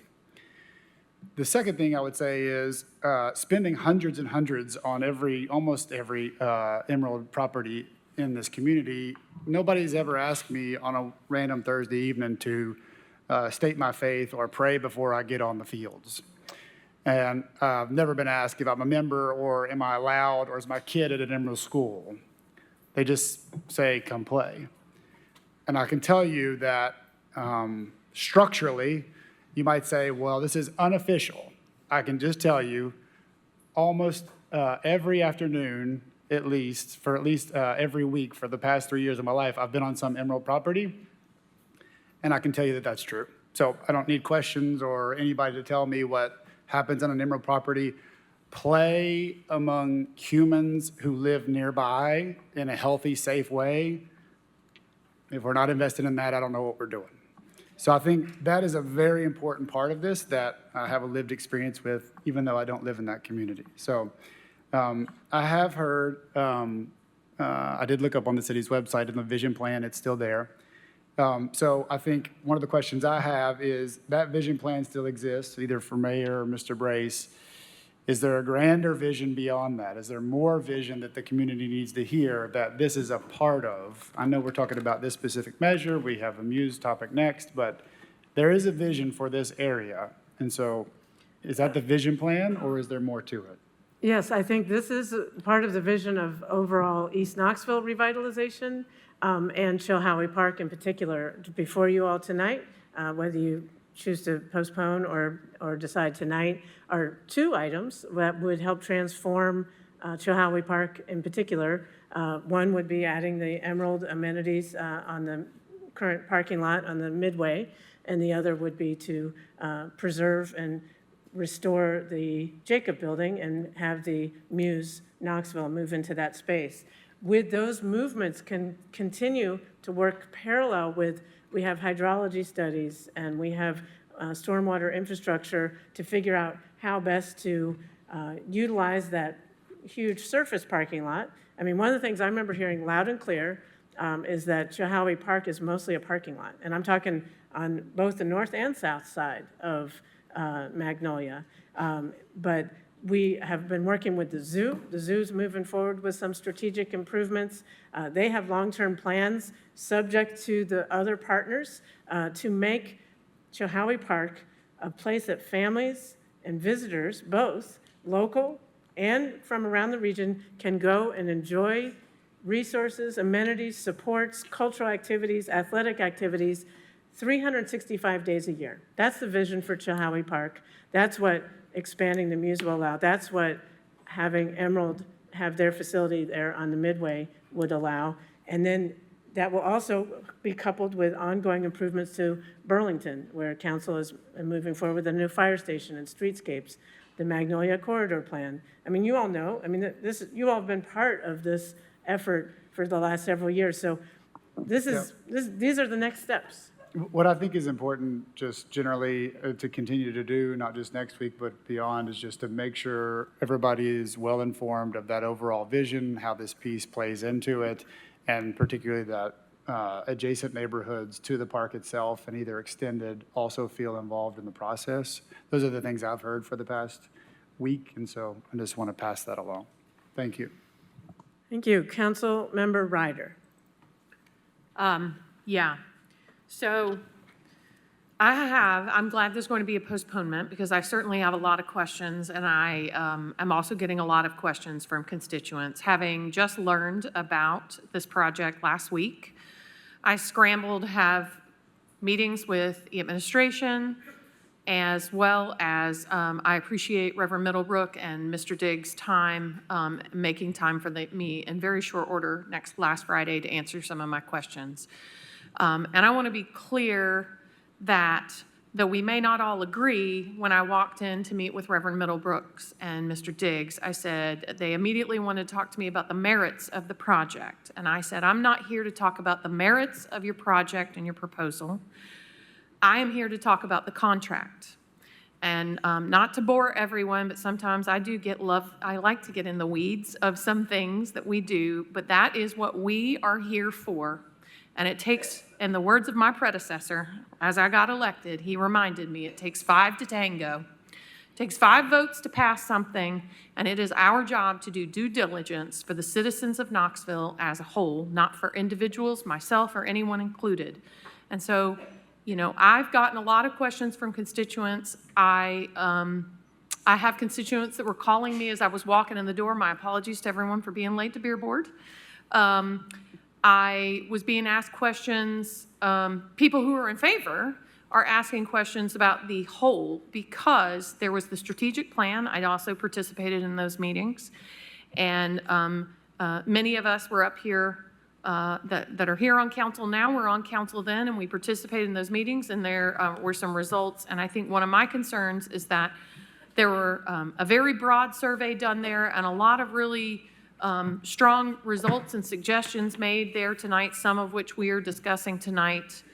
That plan's a little dusty for people in the community. So there were people tonight asking me about the other parts of the park. And so these folks need a city-sponsored meeting to answer questions about how all the pieces go together and what is happening. And my love for Councilwoman McKenzie, I have enjoyed all the time I've worked with her and all of my colleagues. We are the last group that was elected citywide. I went and knocked on doors all across the city and talked to people all across, as did my colleagues up here. So we are a dying breed, I guess. We're the last one. Sorry, no. Yeah, this is the last time you're going to have a group of folks that went all around. So I just want to throw that in there. I'm going to run out of time and probably not to get to ask all my questions. I have questions about the clawbacks. I have questions about the wellness center. I have questions about the zoning designation and the mix thereof. So there's no way I'll get those questions in a couple minutes. So I'm going to throw one thing out there. Mayor, I'm going to respectfully disagree with your analogy of the World's Fair Park. I'm not asking for applause, please, please, please. The World's Fair Park was land cobbled together, most of it from railroad properties that were put together to host the exposition for the World's Fair Park, and then they were disseminated and they were not parkland when they were sold off for no matter what price. So apples, oranges, bananas, grapes, y'all know over my time here, I've used those different things. So I think this is an unusual situation where we are talking about selling off 12 acres. So let me go back to the merits of the project. My children did participate in Emerald Youth Soccer. We are not particularly a religious family, and that was not part of soccer for us. And we also went and used the fields Thanksgiving break, other times, we go down there with neighborhood kids. I have friends that play in the adult soccer leagues. I know people that go down there and play pickup ball. And I drove by the Lonsdale stuff the other day, and it is fenced off in a way that you can't get balls out into the park, into the road. But it is not fenced off to the point that we couldn't all go. When we're done with that karaoke, I talked in beer board, we can also go play some kind of ball, which I'm really bad at. But anyway, those are some of the concerns that have been brought up that I'm not concerned about, but I really want to get into the meat of the contract and the clawback, because my concerns are what happens at year 26, and what about the wellness clinic and the zoning of the property, and what happens if a wellness clinic goes here, there, yonder, and it closes up shop, and it does this, and it does that. And those are the questions that have been answered, and my time is up, but I will lastly just really quickly interject. I have lots of questions about lease versus sale, because what I will say is that was another part for the community that was not in the strategic plan, is selling off 12 acres of a park. And I never want to see that happen, particularly in a vacuum, a conversation like that happen in a vacuum in any district. So I ran out of time and I went way over, and I'm sorry. Thank you, Councilmember Roberta. Thank you, Mayor. I think what we've been talking a lot about tonight is community input, and I really appreciate all the folks who've reached out, all the folks who are here tonight. And, what I hate to see is when we have projects come before council and there's all this division where some community input would have been very helpful. And I really am very supportive of what my colleague, Councilmember McKenzie, has offered to do, to host a meeting and have some community input that can help. And I think that's a great thing. And I'll be supporting that when you make that motion. But one thing I don't want to do is have all this discussion about this project and we never hear about the project. So if I could ask Steve Diggs to come up, I'd like to ask him a little bit about Emerald Youth and what's going on. Is Mr. Diggs present? Mr. Diggs, if you could come up to the podium.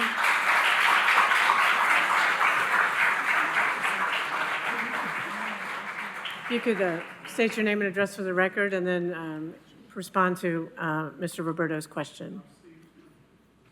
Yeah, you got to hit the turn little it on. button there. There you go. There you go. And I'm glad to let my time run out. It's fine, we'll delay. So, I'm Steve Diggs. I'm 1050 Ledgerwood Avenue, long resident of Oakland Lincoln Park. Our family moved in that community in 1991 when Emerald Youth Foundation was organized and formed, and my children both are graduates of Fulton High School. So since Austin East's been represented, you get Fulton out here tonight too. Kaylin Chesney's joining me too. Kaylin is our staff leader for East Knoxville and our sports, city sports. And so this is Kaylin Chesney as well. Do you want to give your address too real quick? Yeah, Kaylin Chesney, 6313 Aldingham Street. Thank you. And we'll share a little bit. I mean, if you're moving to postpone, we don't want to take too much of your time with more that's ahead. We got children that we need to send home for school tomorrow. But we're glad to be a part of this. What we would really like you to understand and realize, we're not here just to try to win votes. We really, undergirding our organization, is about trying to bring renewal and trying to bring restoration and trying to bring life to children in our community and families and the community itself. What we had hoped that you would recognize and that you would understand well by seeing what's happened in Lonsdale and seeing what we propose for you today, that what we're about is trying to make sure we have a transformative investment at scale for young people in our East Knoxville neighborhood. And that's what we've asked you to come and support tonight. We're not into the political world and arena as you might be. What we're here is trying to move ahead an opportunity for children to have a full life. And that's been our heart since day one. We've got a track record that I think speaks to that. We've worked closely with the mayor and administration and some of the council members I know in the district. And above all, I'm thankful for the monthly meetings that this East Committee has been a part of for the last 3 years to get us to this point and to get all of this conversation to the table. But I hope and pray you're not going to turn away from an opportunity to give more young people this opportunity for a life-changing experience through sports, through education, through all the recreation, and even the faith and the moral abilities that we can instill in them. But above all, envision this. Drive down Magnolia with your eyes and see children playing on those fields, laughing and enjoying themselves, and not looking at a fenced-in parking lot like it's been for 100 years. We got to make this happen, and I hope you'll help us do that. Kaylin, do you want to add anything?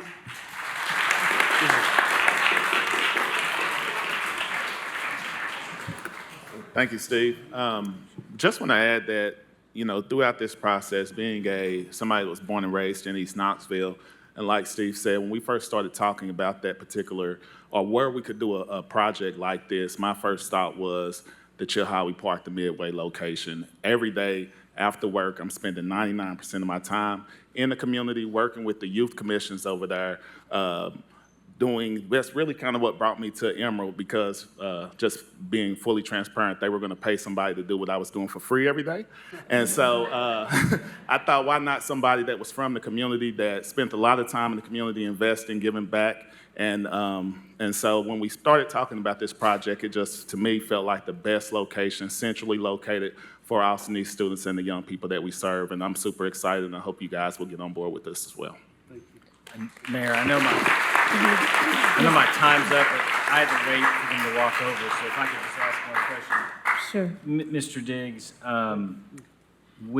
I received, like my colleagues did, and maybe everyone in the room had, the community engagement summary that Emerald had gone through here with this project that you've been working on since June of 2022. Can you talk to us about how those conversations started, what you were asking about, what kind of reception you got when you talked to folks in the community, and then did you hear any concerns, and then how are you addressing the concerns that you did hear? I think we just want to hear about that process more. Kaylin, why don't you share high level about the process? Yeah, so we initially started, we did have some community meetings initially. One of the first ones happened at the Change Center, in which we invited members of the community out to give input on what they would like to see if we were able to duplicate what we were doing in Lonsdale in the East Knoxville community. And so a lot of the layout, a lot of the things that you all have been seeing and hearing about what could potentially be on that space is things that members of the community was providing input on. We talked about like not being fenced in, access to the facility. The plans that have went out have all been just a draft concept. Unrentable fields so that people can come and just use the fields without having to worry about being asked to leave off of the property. With the young people that we serve, one of the biggest things that we see is that we have to take them out of their community to be able to participate in the sports and the offerings that we have. Earlier today, we had Vine Middle School and hosting middle school volleyball teams here in support of this project. However, we had to take them to the Lonsdale community to be able to participate in their games. And we oftentimes have to provide a lot of that transportation for those young people and taking them away. And a lot of the things that we hear is that the families are not able to come and see those kids participate. And so that was really one of the biggest things that we heard is young people having to come out of their communities to participate in things like that. Running out of breath. Okay, thank you. We'll move on to the next council member. If they have questions for you, that they can ask them. Councilmember Helsley? I don't really have any questions, but I would like to say I'm like everybody else. I heard about this last Monday, I think, in an email from Reverend Middlebrook, so thanks for the heads up. I appreciate it. And this is not, I don't have anything against Emerald Youth. Y'all do great work. Obviously, everybody loves what you do. I just feel like this is, first of all, the selling of parkland is a huge deal, in my opinion. I think East Knoxville, I think Chilhowie Park actually belongs to all of Knoxville. I don't live in East Knoxville, but I also don't own the urban wilderness in South Knoxville either. Everybody's welcome to use it. So I think the fact that not just Park Ridge, but I think we have a need here for bigger community meetings. I mean, obviously, there's been meetings, but nobody on council was included at all. That would not be true. But I just Well, want to point. one person? But other council members knew about this and it shown up around meetings, and I'm not going to name names, but I just want to be clear, that's not absolute. Mr. Diggs, if someone asks you a question, Oh, you I'm can sorry. I respond, but apologize. it's Councilman Helsley has the floor. No, well, just generally, we don't show up at meetings because if more than one of us shows up at a time, we get accused of breaking the law. So generally, we don't do unless we're invited. So fair, I mean, I don't anyway. So I just think all of Knoxville needs to be included, and I am for postponing this, but I think it needs to be a couple of months. I think there needs to be more than one community meeting by Councilman McKenzie and include the rest of the community and let them have their say. And at the end of the day, most people just want to be heard. That's it. They want to be heard. And if they don't win their argument, then that's fine too. But I think it needs to be done, so, thank you. Thank you. Let's see, Council Member McKenzie. Parker. Well, okay, Councilmember Parker. Thank you, Mayor. One of the comments made kind of resonated with me, and it was this idea of imagining driving down Magnolia and this facility is open. And one thing that it made me think of was the Lonsdale community and driving down Texas Avenue. And what do you see? And one thing I'm worried about is making a decision that's going to provide opportunities that will largely be enjoyed by folks who aren't living by that property. And that's a big concern. And I did want to invite up Maurice Clark, if you could come to the podium for a second, to share some thoughts about the Lonsdale complex, because he was heavily involved in the first Lonsdale complex discussions. Thank you. Mr. Clark, if you could just state your name and address for the record, please. Maurice Clark, Sr., Knoxville, Tennessee. Thank you, Councilman Parker, for the opportunity. Approximately 31 vacant buildings and several vacant lots up and down Magnolia Avenue. But your main concern, your main focus, Councilwoman McKenzie, for the past 4 years has been making sure a partially taxpayer-funded baseball stadium was built for millionaire Randy Boyd's baseball team. And also securing city park land for Emerald Youth Foundation. I know you inherited probably most of those vacant buildings, but with the Knoxville Urban League in the heart of your district, how the 8 long years, of course, we dealt with COVID for a couple of years, but nonetheless, we still haven't seen any improvements in the 6th district along Magnolia. 31 vacant buildings and several vacant lots. It's a fact. Year after year, where has all the money gone? Because it's not being invested in the most impoverished areas in the 6th district. Obviously, I'm not a candidate for the 6th district seat, but if I was, at every forum, the only thing I would be asking is, show us the money for the 6th district. All this talk about someone or some organization has done to reduce gun violence, I'm not impressed with, because I know that KPD is largely responsible for the reduction in gun violence and crime. They're the one arresting the fentanyl dealers and traffickers. However, more emphasis needs to be placed on drug abuse and drug addiction. By the way, I would have thanked Chief Noel if he was here tonight. So if you don't mind, Captain, could you give him my one heartfelt for the work that his organization continue to do? Emerald Youth Foundation is a faith-based organization dedicated to raising urban youth to love Jesus Christ and become effective leaders who help renew their communities. Looking at the Lonsdale complex, which I was born and raised, I just don't see where the soccer fields come into play for the youth living in a distressed neighborhood.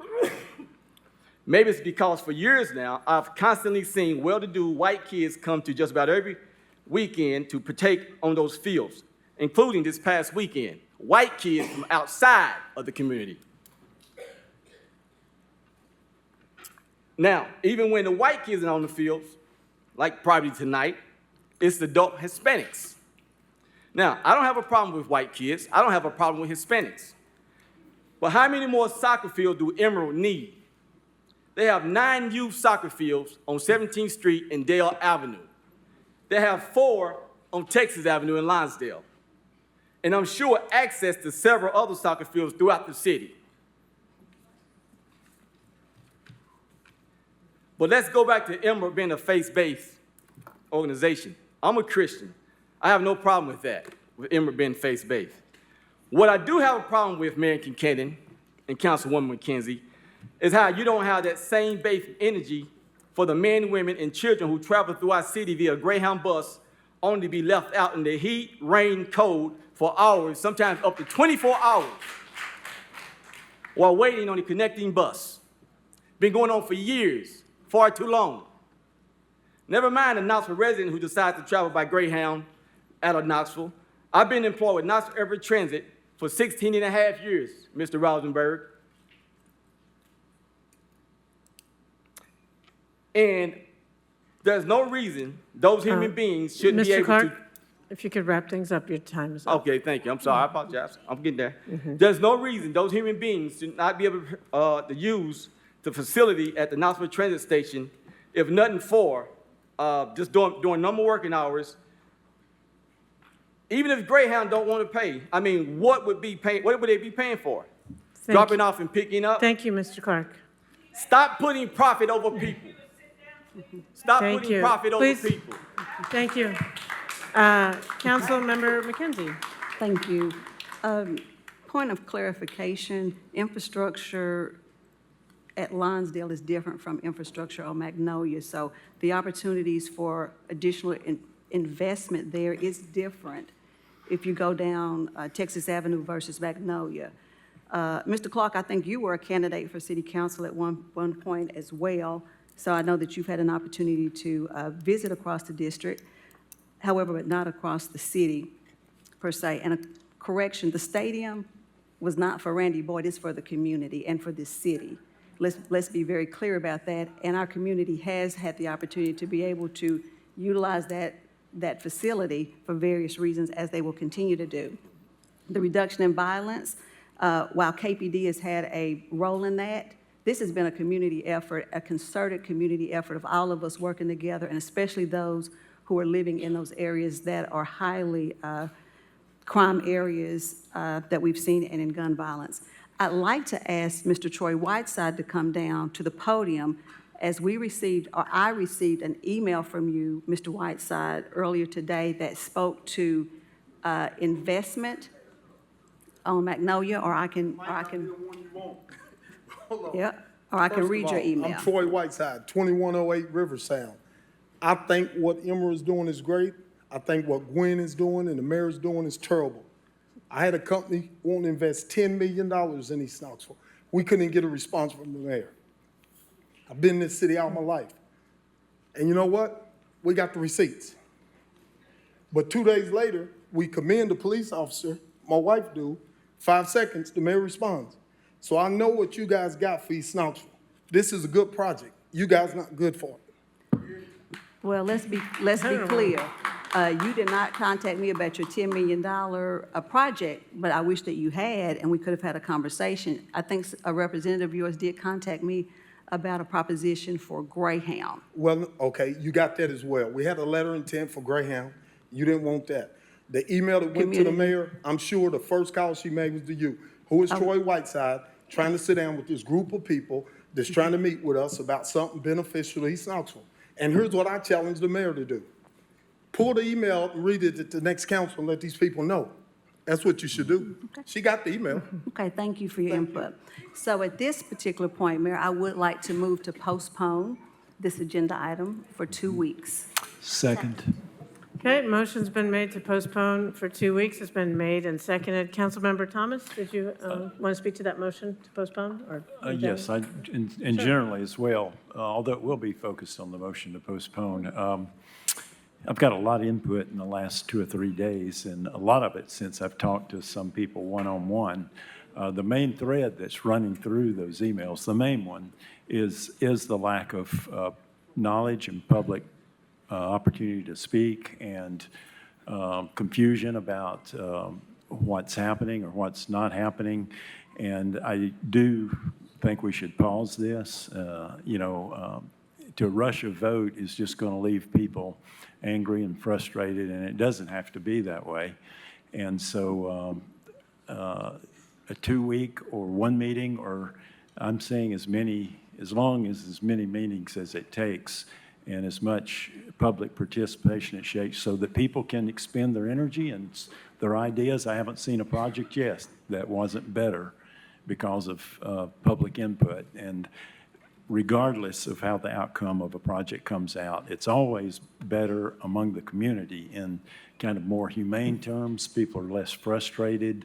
You have less of what I call collateral damage, where people are bitter and cynical and all that. So let people come out. If this is a good project, it'll stand scrutiny. If it's not, or it needs tweaking, they can incorporate that. So I don't want to delay anything unnecessarily, though, at all. But let's take the time that we need to really get the input from folks. And just as an aside, too, I'm hearing some from people in my district, just about general issues about selling parks and the process and all that. And so it's mainly is for East Knoxville, but there's some kind of broader issues that I'm hearing from all over the city just about more general concepts of how we should have public process and anything. So, yeah, I'd be glad to support a motion to postpone. If we need to do more, fine, without unnecessarily kicking the can down the road. I'm not wanting to do that, so thank you. Councilmember Singh? Thank you, Mayor. Thank you for all that, Councilmember Thomas. I also wanted to clarify, I have nothing against Emerald Youth. To me, this vote is not about that organization. It's about the process and what would be best for East Knoxville and public land. Thank you, Councilwoman McKenzie, for offering to do some community events. My concern, though, is this level of organization that I'm seeing right now. I haven't seen it since a couple months ago when we were voting on Nick Jr., the group from California, and a lot of community members that I hadn't seen out and involved, I saw out and involved. What was not great is I felt a lot of people stepped up, but they were also not listened to. So a community meeting doesn't just mean you present the idea that's already done, right? So it needs to be something that we hear what you have to say. Councilmember Fugit. I second the motion to postpone and call the question. Okay, this is the motion to call the question. Sorry, then I'll just call the question. Okay, motion to call the question's been made. All those in favor, please say aye. Aye. Any opposed? Okay, let's back to the original motion to postpone. All those in favor of the motion to postpone for 2 weeks, please say aye. Aye. Any opposed? The motion to postpone carries.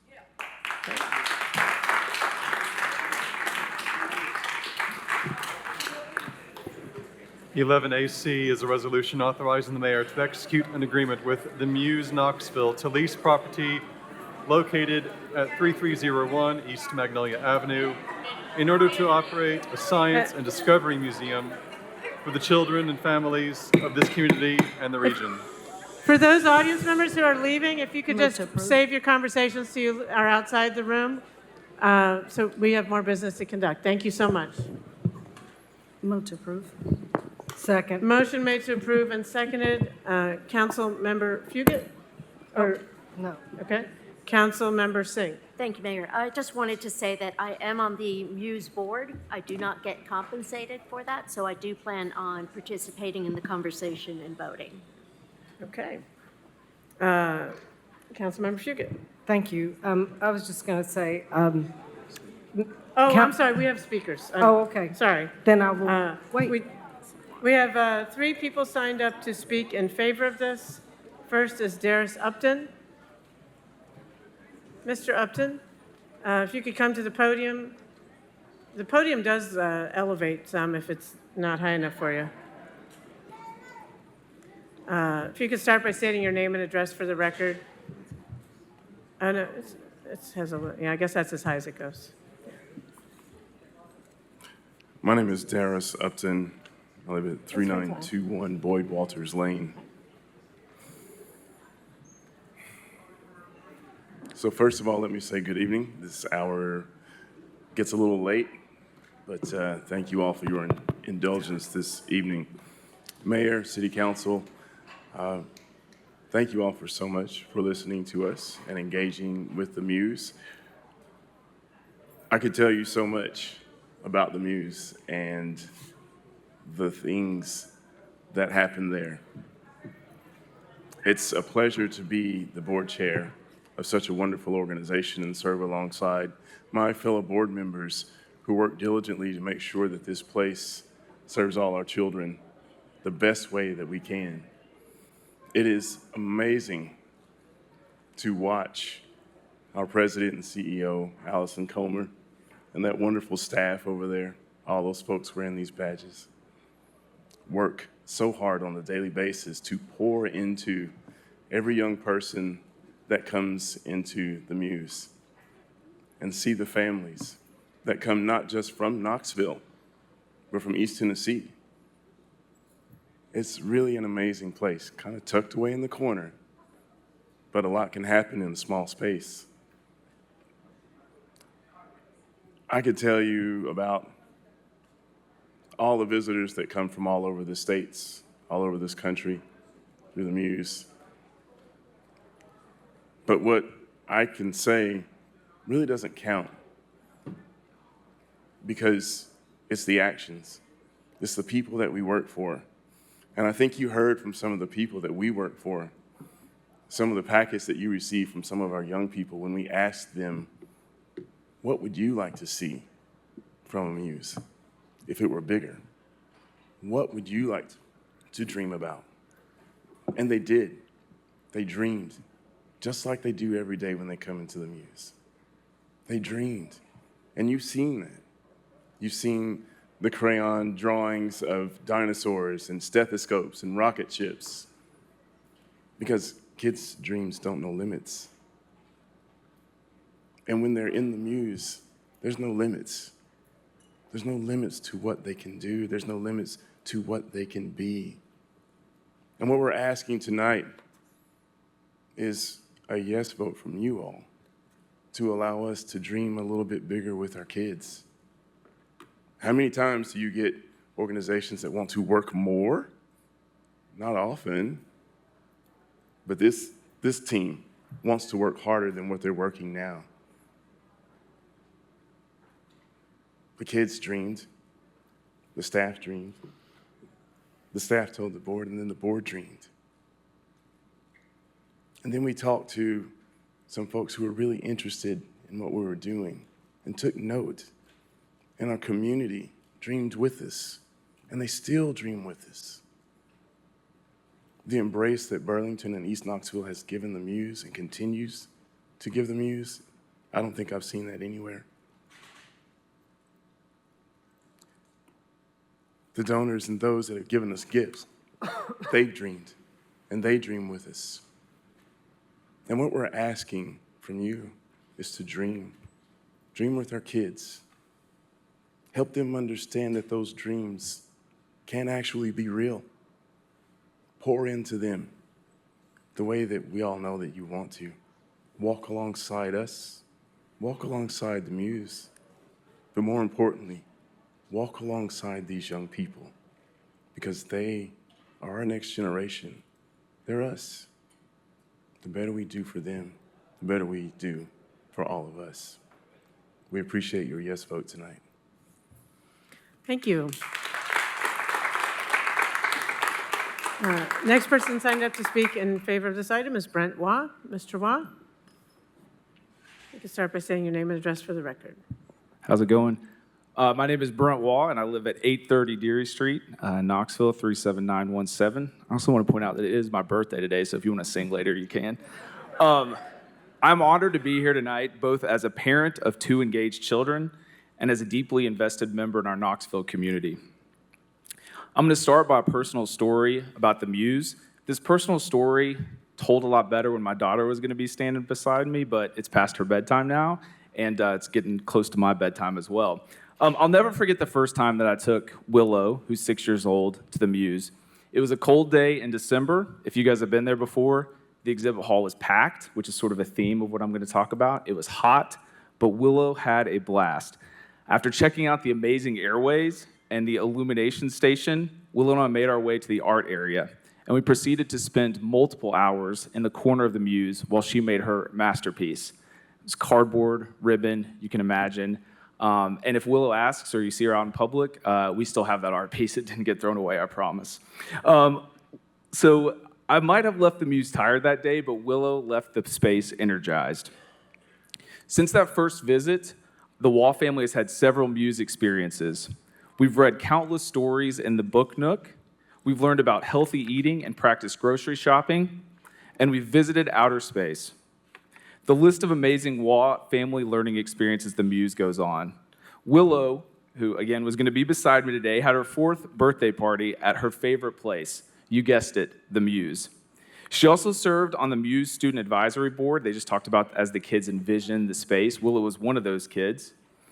Through that role, she learned that her ideas matter and that her perspective as a young person can shape programs and experiences for thousands of other children. The Muse doesn't just educate, it empowers kids like Willow to see themselves as leaders and decision makers. That's truly something special. The Muse has a unique way of connecting both families and schools, making learning not only relevant, but exciting. I've seen it in my own home, and I've heard it from countless other parents across the city. The Muse is more than just a museum. It's part of a civic infrastructure that makes a city worth putting roots down in. It's the kind of place where children's curiosity is sparked, where families come together, and where community connections are built. Cities that thrive are full of spaces where families want to spend time together. Now, I want you to think back on that hot December day. Well, it was a cold day, but inside the Muse, it was hot, a cramped exhibit floor. By moving into the Jacob Building, the Muse can become a larger, more dynamic destination for Knoxville families like mine. Yes, the new space will likely draw visitors from across the region and the country even to the Muse, but it will also serve Knoxville families like mine. We live just a couple miles down the road, and we'll be there all the time, I can tell you that. It will allow Knoxville children like Willow to dream even bigger. Knoxville faces a challenge in attracting and retaining young and mid-career professionals with children. I'm part of that demographic. And I can tell you firsthand that when families choose where to live and work, they're looking for robust cultural, educational, and recreational opportunities. Approving this lease directly addresses that gap. It is a tangible investment in making Knoxville a place where families want to stay and grow. Tonight, you have the opportunity to help the Muse expand its reach, strengthen Knoxville's quality of life, and create a lasting regional asset for generations to come. This is about more than a building. It's about a commitment to our children, our families, and the future of our city. I respectfully ask you to vote yes on this resolution. Thank you so much. Thank you.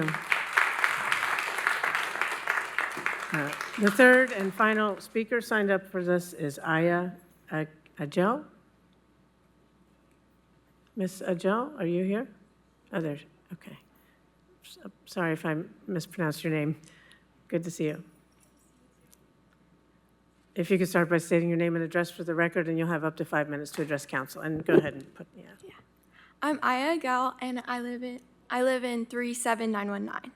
Good evening, council members. Thank you so much for giving me the chance to speak tonight. My name is Aya, and I've grown up in Knoxville my whole life. Last week, I started my senior year at West, where I'm taking classes in chemistry, physics, and calculus as I prepare for my dream of pursuing a STEM degree in college next year. But my interest in science didn't actually start in the classroom. It started at the Muse. As someone who's always been a really hands-on learner, science at school was never really my forte. I struggled to understand how the words my teachers were saying or the videos they played meant anything. Honestly, it all just felt like another grade on my report card. But growing up, Muse made science come alive. I could climb into a rocket ship, build my own inventions in the makerspace, and explore entire galaxies without ever leaving Knoxville. Muse showed me that science isn't about memorizing facts for a test. It's about being creative and curious, and it's about solving problems. And I know I'm not the only kid who felt this way. This summer, I was able to work at the Muse as a Bank of America student leader, where I met hundreds of amazing kids. I saw preschoolers building houses and instruments out of cardboard, and I watched third graders create black holes and solar systems in the tech area. It made me realize that Muse isn't a place where kids are just having fun. It's a place where you see kids like I was, kids that are figuring out their passions for the first time, passions that will make them into the next generation of scientists, engineers, and innovators. So why does it all have to end after like 5th grade? Why should kids have to age out of curiosity? That's why this expansion is so important. If the Muse is at the Jacob Building, it will have the space it needs to grow with kids instead of being a space they grow out of. Every child deserves a place to find their spark. And for the first time, this expansion will give middle and high school students the same chance to explore science in a way that feels real and connected to their futures. It will open up new pathways, whether that's through having kids experimenting with flight, diving into physics, or stepping into discoveries that will shape the next generation. Because at its core, this expansion is about giving kids all over Knoxville a bigger future. We want to give them a bigger museum so they have a bigger launch pad to discover their passions, chase their questions, and imagine futures they never thought were possible. Let's make that happen. Thank you so much. Thank you.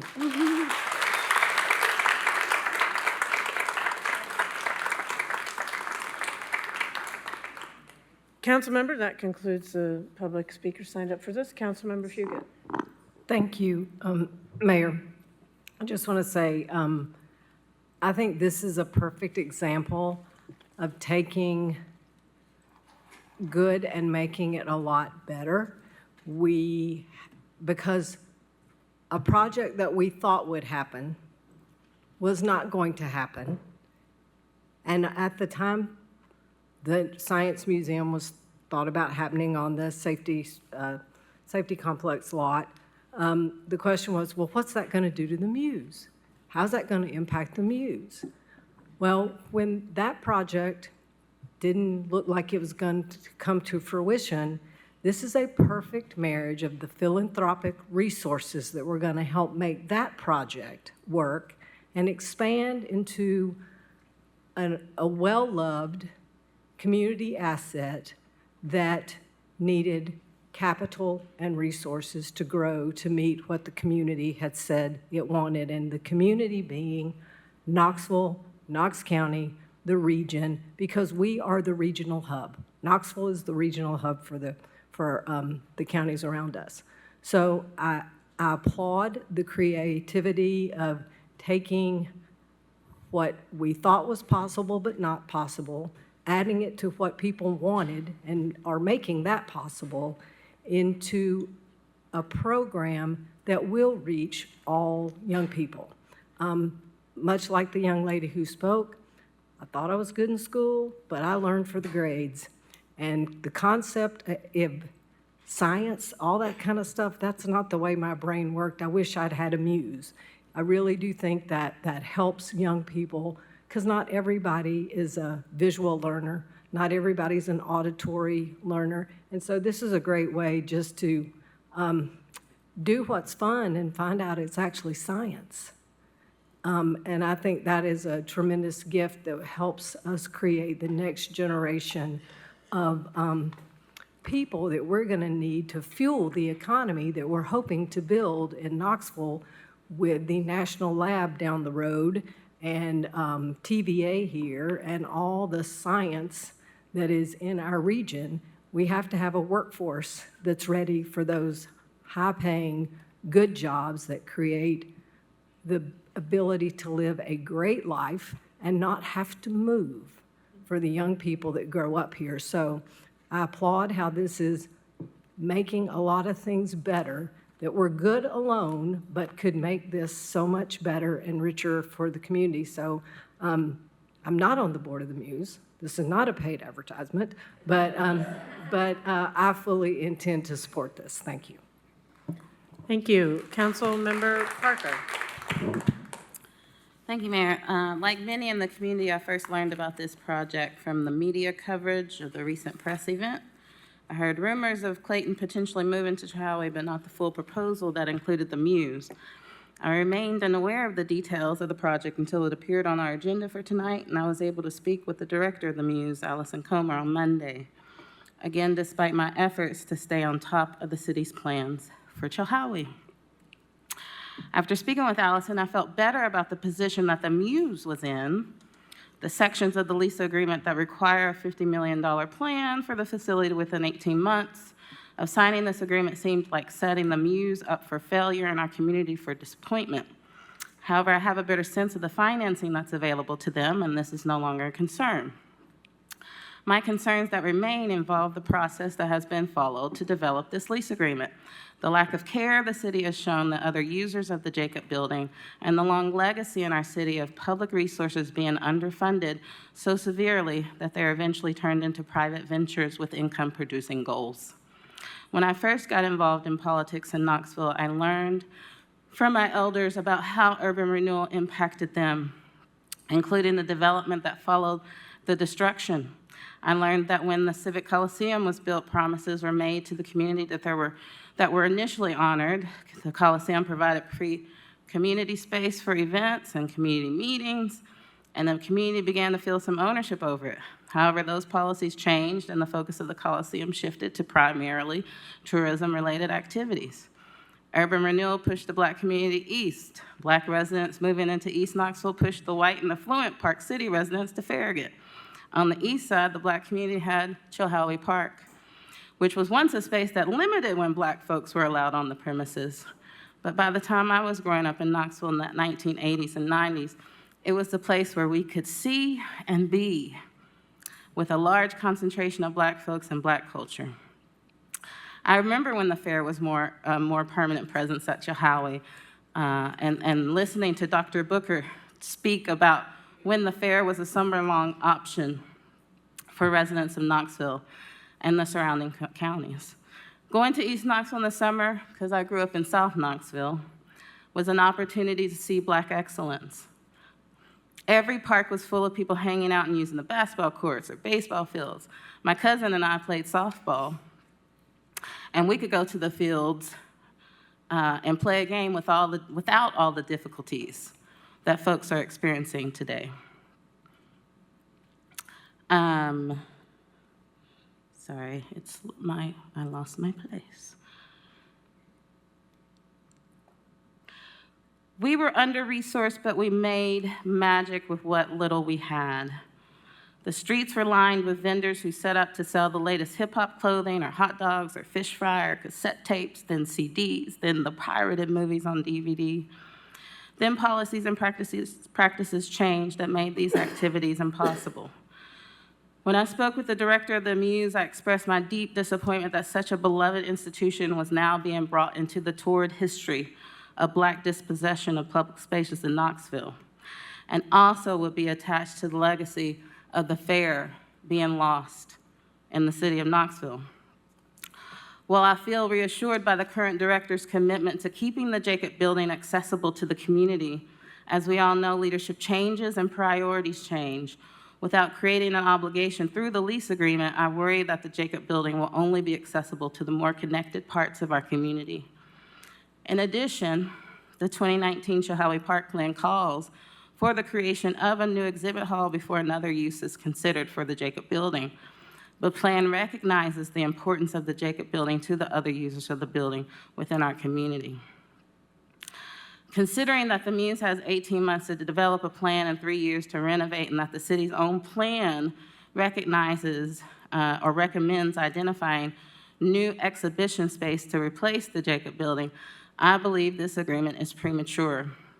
I would like to see a plan, a comprehensive plan for use of spaces at the Chilhowee Park, a plan that addresses the need for a new exhibition space, and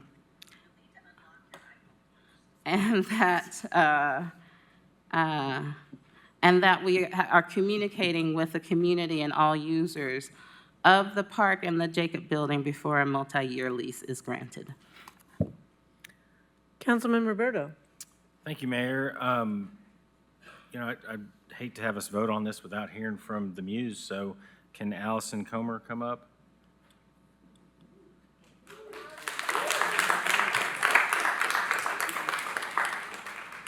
Good evening, everybody. Thanks for having me. Thank you. Can you talk to us a little bit about the Muse and your efforts within the community where you're located, and kind of your mission and what the Muse is all about, how you're serving the community, and how you reach out to the community? Absolutely. So I'm Allison Comer, President and CEO of Muse Knoxville. We are a nonprofit children's STEAM museum, so that's science, tech, engineering, arts, and mathematics. We are currently leasing from the city a building that's about 10,000 square feet, and even so, we impact about 140,000 people every single year. 90,000 of those are on site, and 50,000 of those are us pushing into schools in 20 surrounding East Tennessee counties, plus one in Southern Kentucky, which we're really proud of. We have been needing to expand for years now. We know about the 2019 survey that had said that Jacob Building future use could be Muse. And at the same time, the Clayton Science Museum project was live and well. And so we were kind of in this position a couple years ago to really need to grow. We're waitlisting families at the door due to fire code capacity. We are waitlisting schools. We are turning away school districts. The past school year, we turned away schools from 10 different East Tennessee counties on field trips because we are fully booked, usually by early September for the entire school year. We had a couple of opportunities that we kind of dipped our toe into expansion based on just that need, the feedback we were getting from visitors, members that buy memberships that could not get in because we had already met fire code capacity, parents driving and trying to get their kiddos to play, but having to wait outside. That is not the experience that this market, this city, and this neighborhood deserves. And so we had a couple of opportunities, but all of them required us from leaving Chilhowie Park and disinvesting from the current location that we are in. And we heard loud and clear to follow the plan to stay in the park, that's our home. And so we chose to not follow 3 other expansion-based paths. And when you kind of think of timing and stars aligning, there was a moment where the Clayton family, in a post-COVID world with many museum industry changes, had this moment of, could we be stronger together? Instead of Muse being an early childhood feeder into a more older classical science museum on the public safety complex, is our Venn diagram less of a Venn diagram with a small lemon wedge, and could it be a full circle? Would Muse commit to aging up to be a true intergenerational science center? Do we commit to staying right where we are and increase our impact? Do we commit to come alongside our local priorities around STEM workforce, right? We know that by middle school, kiddos have already determined if they belong in STEM. So all of our remediation and high school efforts to get them engaged in STEM has very little return on investment. That happens young. It happens almost before the age of 8. And so we agreed, we are stronger together. We love the concept of working together instead of competing against each other. And in this event of a really, really strong public-private partnership where we have the city offering a publicly owned space that we can commit to being an amazing steward for, in the event that we actually do have a donor that's willing to pour $25 million into a leased building that we don't own, just because they believe in us and they trust us and they believe in the vision for a publicly owned space that is committed to affordability, accessibility, not just for getting through the doors and playing with exhibits, but also like full wraparound, holistic services for our families right there in East Knoxville. And it's one of those stars alignment where you just say, yes, we are stronger together, and we are really proud of the work that we do at Muse Knoxville, and we are really excited to continue dreaming about what we could do if we get out of that 10,000 square foot building. Thank you so much. Thank you for saying that. I know that, there's been discussion also about Councilmember Roberto, There are no up. other lights on, so without objection, we'll just give him another 5 minutes. I just needed a quick second to ask one question. Yeah, Sorry, I don't probably give me didn't 5 answer your minutes. question. There was discussion about the 2019 plan. I'm glad you brought that up. There's also been discussion about your other partner organizations in Chilhowie Park. And so one question I had for you was, how will this expansion impact your fellow organizations there in Chilhowie Park? And then I know the fair was mentioned. So I know the Jacobs Building is used for Legos and robotics and art during the fair. Can you also talk about, what you can do with the fair and accommodate and work together, basically? So if you could just kind of talk about all those things there at the fair for me. Thank you. Yes, there's no doubt about that. This obviously has a direct impact on the Tennessee Valley Fair. We love the fair. We love their team. We recently partnered on an ag venture themed week over the summer that was highly successful. We're, part of their Partners in Play when they do their event in the summer. And I also very much recognize that this does impact them. Going back to the concept of a Venn diagram, because I apparently love a Venn diagram tonight, there is some overlap in what the fair does using the Jacob Building. I mean, the kids' exhibits, the kids' art show, the giant pumpkins, the robotics festival, the Lego League, those are all really amazing STEM-based themes. There are a lot of opportunities for collaboration there in the same vein of We're Stronger Together. One of our core values is Community Connector and Muse for All. Those are 2 of the 4. We really believe in it. We think the world of the fair team and would be happy and honored to collaborate with them further. And at the same time, I hold space that it does impact them. This is a big change. Thinking about another partner, Zoo Knoxville. Excellent partnership there. Us going into the Jacob Building really does allow us to streamline shared services and increasing experience in Chilhowie Park 365 days a year. Their CEO, Bill Street, and I have, there were dreamers together. There are ways that we can look at everything from shared contracts, cost sharing, even looking at, similar tech, like part-time exhibit techs and part-time maintenance techs. Who could we make full-time? Who could serve both locations? What are the opportunities there?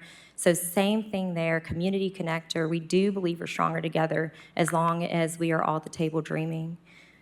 Does that answer your question? Because I think last time I just kind of went rogue. Thank you. Yes, thank you. Okay. Thank you. Councilmember Parker. Well, thank you. And Ms. Comer, since you're there, I just wanted to clarify, if this lease moves forward and Muse takes over the Jacob Building, would those uses that the fair has been able to have access to be possible? Would there be space for the fair to still have those activities with the Muse moving into that building? I would love to have those conversations. Anything is possible. I would love to know that while this does affect their operations as it's been, being able to sit down and dream what it could look like. Could it be an asset to the fair? What does it look like?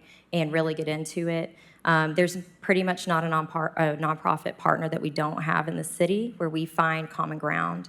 And that is something that we would be very dedicated to.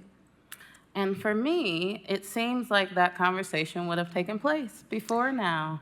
The city has shared with us that they have, over the last 6 months, been meeting with the Muse about the Muse's strategic plan and the zoo about the zoo strategic plan, but hasn't met with the fair over the last 6 months about the fair's plans. I would like to ask Scott to come up, actually, since we keep mentioning the fair. Oh, there you are, sorry. To share with us a bit more about how this lease of the Jacob Building might impact the fair. Scott Sahumsky, 7920 Oak Ridge Highway, Knoxville, Tennessee.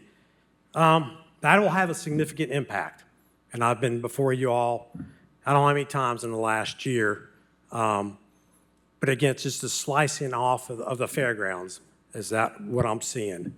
And then, of course, the lease that I'm dealt with right now is not sustainable for the fair, in that I'm given 6 months to know if I'm going to have a fair or not, and that's beginning in 2027.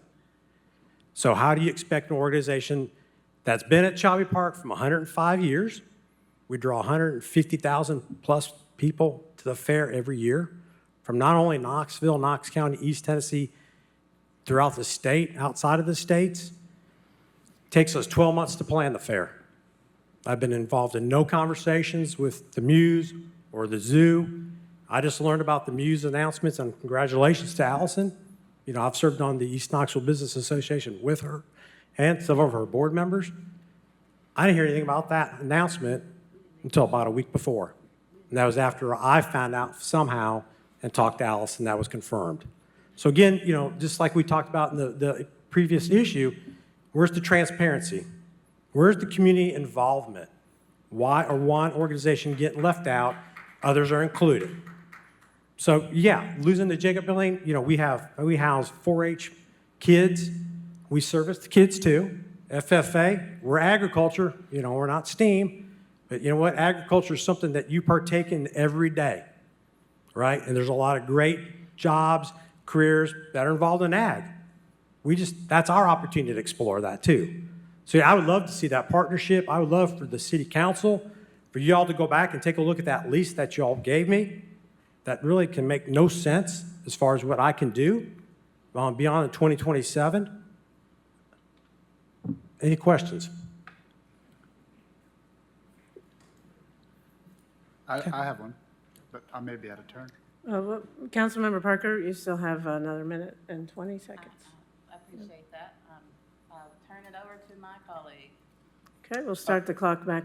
Vice Mayor Smith? Yeah, so these conversations with the Muse or the city around the changes to Chilhowie Park in general, just general conversations, the vision plan that goes back to 2019, even more recently, you have a lease, you said until the end of 27, is that right? We actually have a lease until 2029. Okay. So right now, we're guaranteed, and I've talked this, you know, back just not that long ago at the Charles budget meeting. We're good to go this year in 26. Starting in 2027, the city has 6 months to let me know if there will be a fair that year. So by March of 2027, they can say, hey, there's no fair. How am I going to plan a fair in 6 months? Just a point of information, we are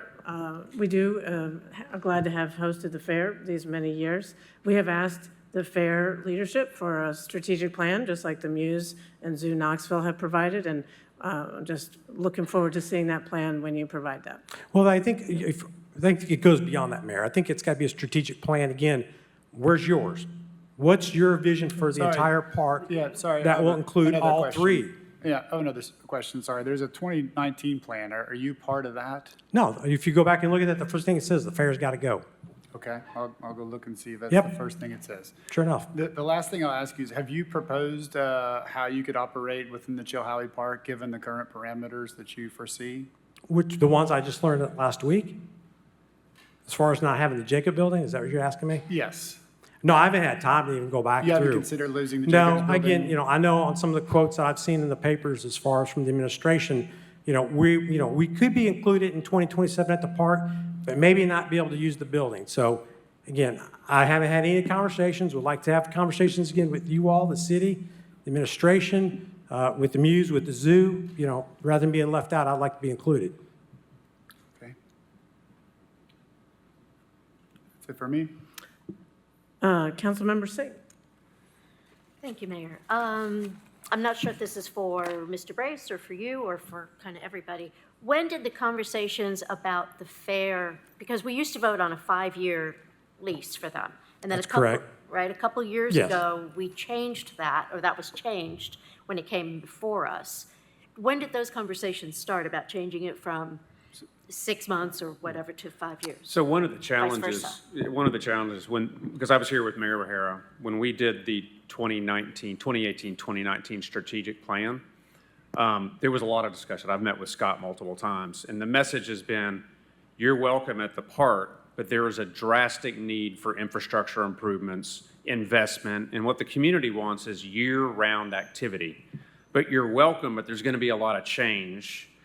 And so Scott used to have a 5-year with 2 5-year options, 15 years. That really made it difficult to do infrastructure investments and partnerships.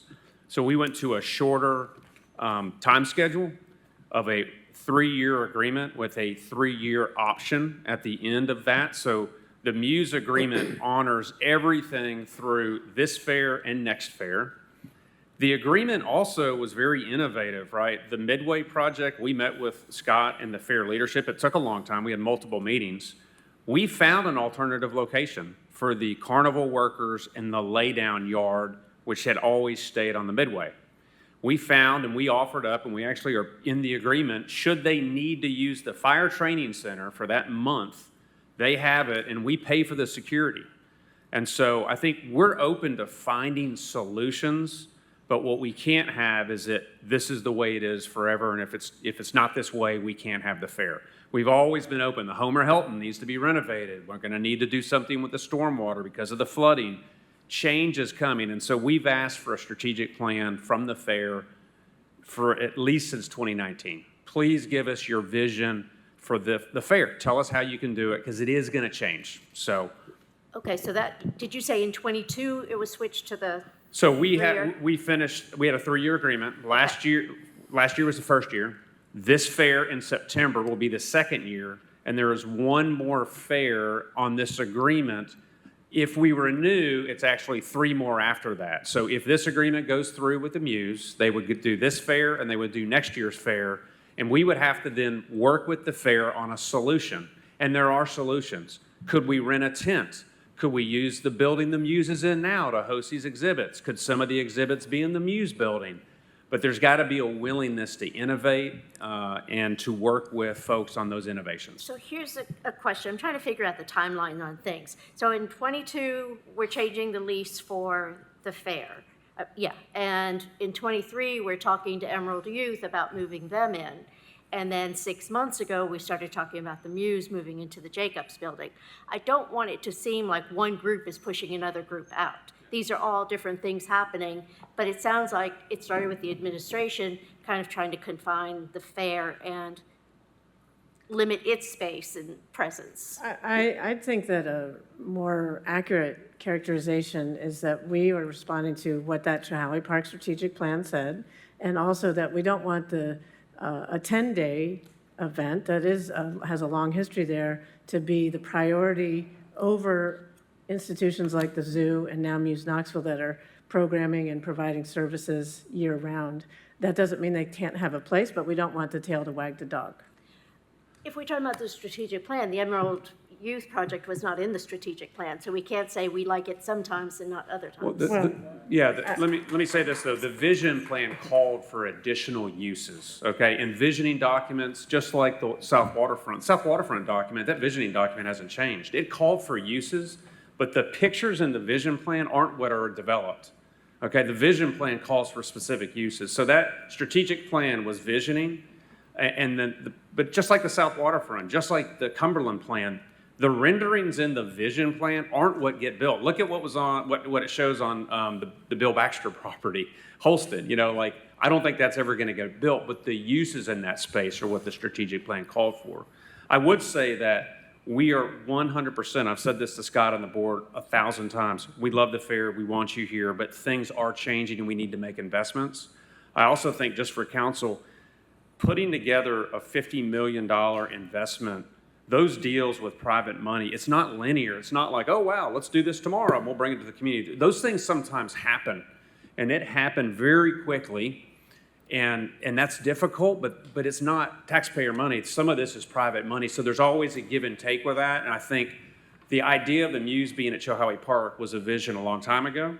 It then left with this idea around the safety building, and I'm so glad it's back, and the Muse has said, you're on the board, we want to be at Chilhowie Park. But I think there's room there to do both. I think the fair could be successful in a thriving Chilhowie Park. I agree, but what I also want to address is that we've had so many conversations, and I feel like you are left feeling very disrespected and not heard. So how could this process be changed to where the different elements do feel respected? Just include us. I mean, it's easy. And to go back, we actually ended up getting a series of one-year lease agreements back in 2022, 23. So the first time we went up to the table with the city to get another 5-year agreement, well, there's a stormwater survey coming up. That's fine. We understand that. We try to make concessions. We said, hey, if there's something that's got to be dug up, we'll move the fair around it. Well, that got put off. It got signed, got a 1-year extension. We were all set to get our 5-year extension again. Then the Emerald Youth thing popped up. So then we got pushed off on that one too. So now it's just been that series of, again, a 5-year lease, but the big clause is that 6-month clause that we can tell you, you can't have, I can't plan shows. I'm going to lose my midway provider. I'm entered into contracts with, concessionaires, sponsors. So it's not a realistic timeline for me to work with. Absolutely, we can make things happen. We don't mind going to too intense. I'm not, again, everybody wants this big strategic plan from me. Chilhowee Park is just not the fair. We've been there a long time. We bring in a lot of people. We have $11.4 million economic impact on the city in 10 days. 10 days. The strategic plan has got to be the Muse, the zoo, and the fair, and whoever else comes on board. It can't be one entity, because I'm just going to look at it from the fair perspective, and I know realistically that won't work. I've got to include my other partners. I'm willing to do so. I'm willing to sit down, but again, I need your all's help to start looking at that lease 27 and beyond. Because if not, I cannot run an organization on that. Thank you. I will have to look at other options. Thank you. I just want Councilmember to Parker? close with, I don't like the groups being pitted against each other. To Me me, neither. that's the biggest, one of the biggest issues here. And we all do the same thing. We're all serving a lot of youth. We're giving back to our communities. We're all nonprofits. Councilmember We all got Parker, great the economic floor is impact yours. for everybody. I agree with my colleague. I don't like how the differential treatment by the city is creating tension among people who are working perfectly lovely together. What I wanted to bring up, which I just found out recently as I started digging into this even more, was that the Magnolia Avenue redevelopment plan that came before council and that we approved excludes the parcels of land that the Tennessee Valley Fair owns.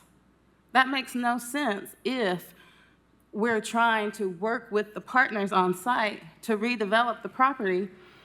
Also at the workshop where we were talking about development along our corridors and why hasn't the city been more proactive to go out and tell folks what incentives were available to us or to them. Here's another example.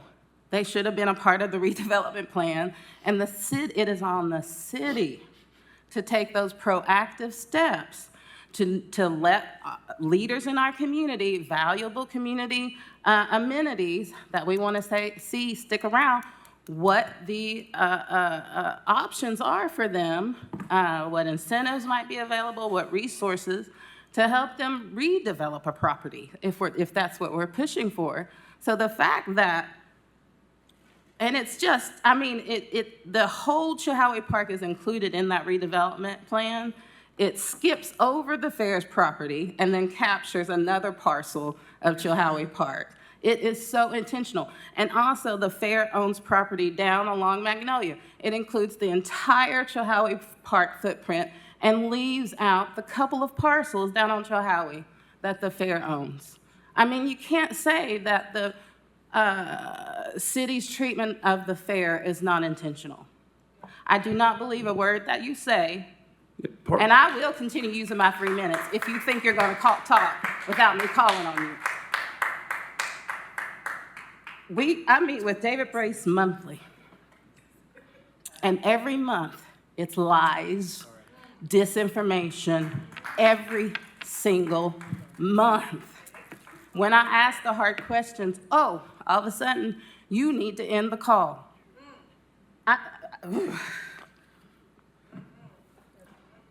So when the city says, we want to see the fair on this site, when the city says we support the fair, I can't believe you because your actions are screaming something different. I was so upset to find those property parcels not included in that redevelopment plan. Because there's so many folks in the community who are upset. And here's the thing. All it takes is some collaboration and coordination to make all this work. All of the partners are on board to make it work. The city wants to see it work. The residents want to see it work. The only folks who don't want to see it work, it seems, is this administration. And so we continue to get misinformation, we continue to get mistreatment, and we continue to see growing tensions in the community unnecessarily, when we could be working together to develop a plan that works for the partners and that serves our community. There's no reason why we can't, except that the city is working to push the fair off this site. That's it. And so I'm sorry that such a wonderful organization, the Muse, is being mixed up in this, because there does need to be expansion. We do need to be having these conversations. But we also have to do our due diligence for that entire site. I agree with Mr. Sokomsky. It is our responsibility to create a strategic plan for that site. And from what I've seen, the city is creating a plan, and it doesn't include the fair. And you need to be transparent about it and allow the community to know and understand your intentions. That's it. We deserve it. We deserve it for this historical property. We deserve it because we're residents of the city. We deserve, the partners who've been there for 100 years deserve it. It doesn't make any sense to me. All of these games that have been played over the last couple of years around this property is unnecessary. It's unhealthy, and it's bad governance. Just as a point of information, I have had the opportunity to work with David Brace for many years now, and he is a person of integrity and honesty, and I just want to back up my staff from an ad hominem attack. Vice Mayor Smith? Two questions. One is around the term of the agreement. Mr. Brace, can you explain the term length of the agreement? So it's a 3-year agreement. We're in the second year this September. Oh, sorry, my bad. Back to the Muse. Oh, Sorry. the Muse, Yeah. the Muse. Yeah, take a break, Scott, thank you. Yeah, sorry. So there is a, and by the way, we have our attorney that helped draft this, Mr. Mamontoff. Is, Mark, are you here? Yep, he's still here. Okay, Yeah. so Mark is here. So Yeah. there's a window for the Muse to actually build and construct, which I believe is 5 years. Mm-hmm. Then there's a 20-year window to operate, and then 3 5-year options for a total of 40 years, which I believe is the limit of state law. But Mark, correct me if I'm wrong. Okay. Mr. Mamontoff? And that's a lease agreement. I That see is a the lease head- agreement. Yeah, for the public, he's nodding his head. Can I make one comment? Yeah, I was If you would ask me about the redevelopment and why we didn't identify some parcels? Yeah, I mean, does, my question that you can add on to if you want is around, does the Muse move to the Jacobs Building fit within the vision plan and/or the Magnolia Corridor? So the uses and the transformation of that building into an active day-to-day use, it does. I also wanted to just reflect on the statement that was made about why certain parcels were not included. So when you look at the redevelopment authority that is given through a redevelopment area, one of the most powerful tools of that is land acquisition and eminent domain. We didn't want to look predatory like we were trying to come in and take the fair's land. So a lot of that land, we grabbed the park, we tried to stay away from the fair because we do want the fair to thrive and do well. And so that statement about not doing that is inaccurate, but thank you. Okay. And that's the case with other corridor development plans, right? Where private property that the city doesn't want to acquire intentionally or directly, or those are omitted from those plans. The corridor went down Magnolia. Ben Bentley is here. Rebecca Jane worked on this as well. It was primarily the corridor and then grabbing that public property in Chilhowie Park. Okay. That was the goal. All right, thank you. Okay, the motion on the floor is to approve item AC. Seeing no further lights on, all those in favor, please say aye. Any opposed? Motion carries. Okay.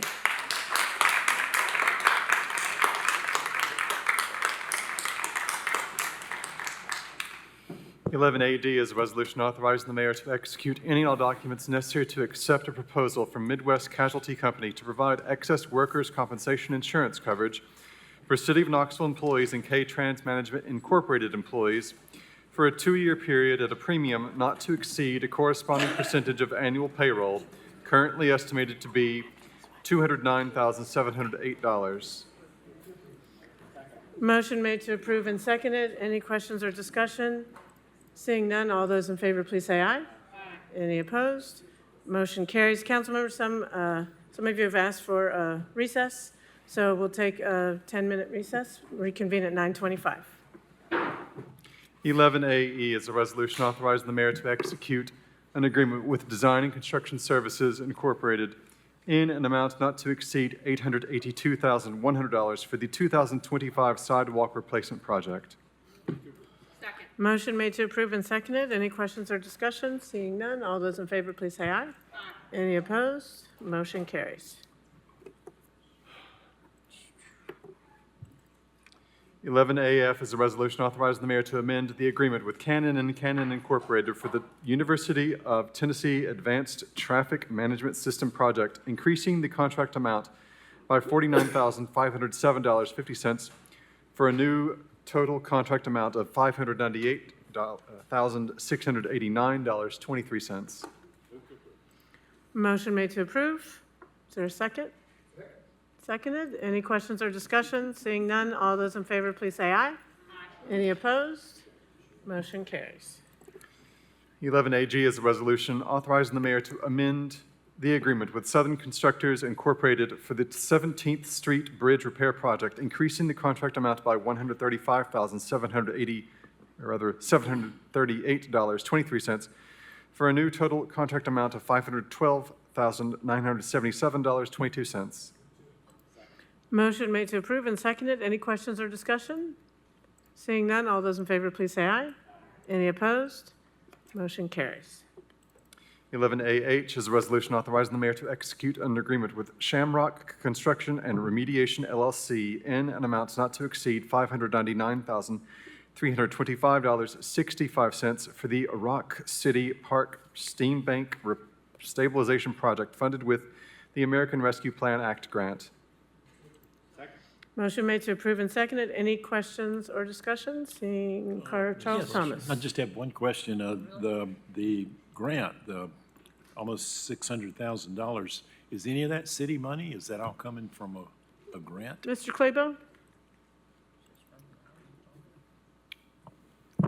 Yeah, that's funded with the ARPA funds that we got, and there's a 20% local match. Oh, okay, all right. Are those that have to be applied for, or? That, we got that with post-COVID, the funding that came out. Okay. And it was a direct appropriation, federal Okay. appropriation. Well, that's Yep. good to have it. Yep. It's great, thanks. Any further questions or discussion? Mr. Thomas? No, anything that was all. further? Thank you. Okay. Seeing no further lights on, all those in favor, please say aye. Any opposed? Motion carries. 11AI is a resolution authorizing the mayor to execute an agreement with InSafe Incorporated to provide professional construction engineering and inspection services for the Rock City Park Steam Bank Stabilization Project in the amount not to exceed $218,320, funded with the American Rescue Plan Act grant. Motion made to approve and seconded. Any questions or discussion? Seeing none, all those in favor, please say aye. Any opposed? Motion carries. 11AJ is a resolution authorizing the mayor to execute an agreement with D.R. Phillips LLC in an amount not to exceed $683,617.57 for the Mary Vestal Park Steam Bank Stabilization Project funded with the American Rescue Plan Act grant. Motion made to approve and seconded. Any questions or discussion? Seeing none, all those in favor, please say aye. Any opposed? Motion carries. 11AK is a resolution authorizing the mayor to execute an agreement with APAC Atlantic Incorporated in an amount not to exceed $619,608.50 for the Balm Drive Stormwater Improvements Project, funded with the American Rescue Plan Act grant. Motion made to approve and seconded. Any questions or discussion? Seeing none, all those in favor, please say aye. Aye. Any opposed? Motion carries. 11AL is a resolution supplementing resolution number 2075 adopted by the City Council of the City of Knoxville, Tennessee on April 20, 1954, entitled, "A Resolution Providing for the Issuance of Water Revenue Bonds so as to provide for the issuance of not to exceed $18 million of Water System Revenue Bonds, Series PP 2026. Motion made to approve and seconded. Any questions or discussion? Seeing none, all of those in favor. Oh, we need a roll call for the bond issue. So seeing no further discussion, we'll do a roll call vote. Mr. Johnson? Councilman Roberto? Aye. Councilwoman Singh? Yes. Vice Mayor Smith? Yes. Councilman Thomas? Councilwoman Fugit? Aye. Councilwoman Helsley? Aye. Councilwoman McKenzie? Yes. Councilwoman Parker? Councilwoman Ryder? Here, yes. 8 members in favor, Mayor. Motion carries 8-0. Next item, please. 11AM is a resolution supplementing resolution number 1644 adopted by the City Council of the City of Knoxville, Tennessee on January 4, 1949, entitled "A Resolution Providing for the Issuance of Electric System Revenue Bonds so as to provide for the issuance of not to exceed $37 million and no dollars of Electric System Revenue Bonds, Series RR 2026. Motion made to approve and seconded. Any questions or discussion? Seeing none, please conduct a roll call vote. Councilwoman Fugit. Councilwoman Helsley. Councilwoman McKenzie. Councilwoman Parker. Councilwoman Ryder. Yes. Councilman Roberto. Aye. Councilwoman Singh. Councilman Smith, or Vice Mayor Smith. Councilman Thomas. 8 members in favor, Mayor. Okay, motion carries 8-0. Next item, please. 11A is a resolution adopting the Board of Zoning Appeals Administrative Rules and Procedures as amended to comply with the updates to Tennessee Code Annotated Section 13-7-205 and as recommended by the Board of Zoning Appeals at its July 17, 2025 meeting. Motion made to approve and seconded. Any questions or discussion? Seeing none, all those in favor, please say aye. Aye. Any opposed? Motion carries. 11AO is a resolution authorizing the mayor to execute an agreement with Pyro Shows Incorporated to provide labor, equipment, and materials to perform large-scale displays for the city's 3 major special events for a total contract amount not to exceed $78,850 for all 3 events. Motion made to approve and seconded. Councilmember Ryder? Just for the record, what are the 3 major events? I'm assuming 4th of July. New Year's and Christmas in the city, but Kendra Brewer, special events, is that correct? If she, yeah. Christmas in the city, New Year's, and 4th of July. All right, thanks. Any further questions or discussion? Seeing none, all those in favor, please say aye. Aye. Any opposed? Motion carries. 11AP is a resolution authorizing the mayor to enter into an agreement with Solar Alliance Southeast LLC to install a solar array and battery storage system at the E.V. Davidson Recreation Center for a cost not to exceed $269,037, paid for in part with $239,720 Energy Efficiency and Conservation Block Grant from the Department of Energy. Motion made to approve and seconded. Councilmember Ryder. Yeah, I would, I don't know if Ms. Melnick wants to give us a little bit of Ms. information. Melnick, Sustainability Director, is here and would be glad to give council an overview of this agenda. Is this new? Is this converting this facility to this? Why this facility? This facility, because honestly, it's our newest roof on our rec centers. It's new. It's the 6th solar array on city buildings. It's going to be our 2nd largest, and it's our first with battery storage. So that really helps us kind of capture all of the energy that solar is providing.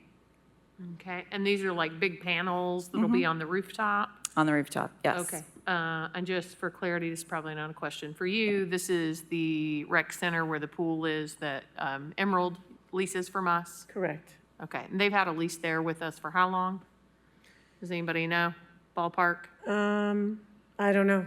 We can get back to you. I know it's been voted on in my time, but they were there long before that vote, I believe. Okay, thanks. Okay. Any further questions or discussion? Councilmember Thomas? I did have a question, and you don't have to have these figures for me right now, but is there some kind of a breakdown about cost effectiveness, about, you know, the investment, then the savings over time and all that? Projected, the ROI is a little bit shy of 20 years. The panels there's a warranty for 20 years, so they're really working at maximum kind of capability for 20 years. They're still producing power after that point, but it starts to degrade at that point, so. Okay, thank you. Sure. Any further questions, Mr. Thomas? No. Anyone else? Seeing none, all those in favor, please say aye. Any opposed? Motion carries. 11AQ is a resolution approving, or rather, I'm sorry, that was approved on consent. 12AR is an ordinance of the Council of the City of Knoxville amending Section 4-58, Section G of Chapter 4 of the Knoxville City Code so as to allow for beer permit holders throughout the city to apply for and obtain patio use agreements for parts of the public right-of-way contiguous to their permitted establishment under specified criteria established by the city. Move to approve. Motion made to approve and seconded. Councilmember Ryder? That's fine. I don't know if I want to babble on it or if Is Mr. Berry here or Mr. Rosenberg? Mr. Rosenberg, whoever wants to talk about this. Basically, we're just striking the word CBID from the existing code to allow some other areas similar to downtown to be able to do patio use agreements. The examples of those currently that people might think of are like places along Gay Street. Is that correct? Yeah, that's correct. Currently, the code only allows for these patio use agreements within the CBID. This change strikes that language. You still have to go through the same process, you know, to get the permit, but think of areas like Happy Holler in your district, Sevier Avenue, you know, other areas around town that are more urban corridors that would allow for businesses to have beer on patios. All right. Thank you. Councilmember Fugit? Thank you. Mr. Rosenberg, would that also be available to the Strip if they have patio space for it? So that venue would allow for it. I understand it still has to get the special use. So anywhere in the city, I just want people to understand that. You can have patio refreshment anywhere in the city if it is allowed by special use. It would have to go through a process through our right. engineering department and follow certain rules, obviously egress, sidewalk, But it is space available everywhere. Correct. If it meets the criteria. That's correct. Thank you. Any further questions or discussion? Seeing none, all those in favor, please say aye. Any opposed? Motion carries. 12AS is an ordinance of the Council of the City of Knoxville amending Sections 11-1 and 11-2 of Chapter 11 of the Knoxville City Code so as to remove the requirement for individuals to apply for and receive a city blasting permit, as the state has sole jurisdiction for the issuance of said permits. Motion made to approve and seconded. Any questions or discussion? Seeing none, all those in favor, please say aye. Any opposed? Motion carries. 12AT is an ordinance approving the request of HEO Architecture for an amendment to the Central City Sector Plan from Mixed-Use Special District 17 Fort Sanders Neighborhood to Mixed-Use Special District 16 Fort Sanders Neighborhood for property located at 118 20th Street, 1st District. Mayor, Vice Mayor Smith? we have somebody to speak to this, I think, but before we do, I'd like to make a motion to consolidate items AT, AU, and AV. Okay, motion has been made to consolidate those three items and seconded. Any questions about the motion to consolidate? Seeing none, all those in favor of this consolidation, please say aye. Aye. Any opposed? Motion to consolidate carries. We do have some people signed up to speak. Josh, it's all Josh Henson. So, Mr. Henson, speaking in favor of these items, if you could come to podium, state your name and address for the record. Sure. Council, Mayor, thank you for your time. My name is Joshua Henson, 900 Phillips Avenue, Unit 103. Surprisingly, I've never been here and never had to get a rezone in the city, but after sitting here all night, I want to thank you all for your service, because I could imagine doing this twice a month, but thank you. I have the pleasure of owning and developing a number of houses in Fort Sanders, and my company, one of our core values is best use. And we truly aim to build unique and wonderful spaces that are actually thought out and well-designed. And I think if you go around Knoxville and you see what we do, I think you'd agree, which is exactly why we're here for this rezone. This rezone is not for density. It is to make this small corner of Fort Sanders compatible with the surrounding parcels. We all know that after we build on this parcel, it will probably never get redeveloped again. And that is something that my company and I take very seriously. And so that is why we're here. We want to build, we want to be the best developer we can, and we want this rezone to help us be the best we can. So thank you so much. Thank you. Council members, that concludes the people who signed up to speak on these items. Vice Mayor Smith? Thank you, Mr. Henson. Mr. Johnson, if you would just pull up something very quick for my colleagues. I know we're all fading, but our packet was a little disheveled in terms of seeing the image and things today, so I wanted to show you things. Against my stubbornness, I was persuaded that by Mr. Henson, and for good reason. So I wanted to show you this. That's not it, but we could all go there. South Knoxville's gotten a little hillier. Just imagine a place. Okay, so the item circled in red is the lot we're talking about. If you can see, the RN5 orange is kind of on an island by itself. These are old legacy RN5 that were through recode, some of which changed to office and industrial. And the reason I point this out is because everything east that's RN and everything down below that's RN, I think typically I would be very opposed to changing residential to industrial zoning. But the subsequent slides will show you why I think it's important. One, it's between Forest Avenue and all the industrial that's already there up towards the edge of campus. And then Will, if you could go to the next, thank you. Essentially, there's not getting any more units on the right. They can build both of these. So these are 20 units as I understand.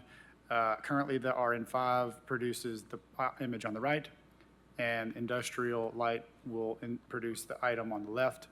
And if you can see, one more slide, Will, the adjacent property is built along the road and the building pulls to the road. So this would actually be in more harmony with the adjacent surrounding buildings.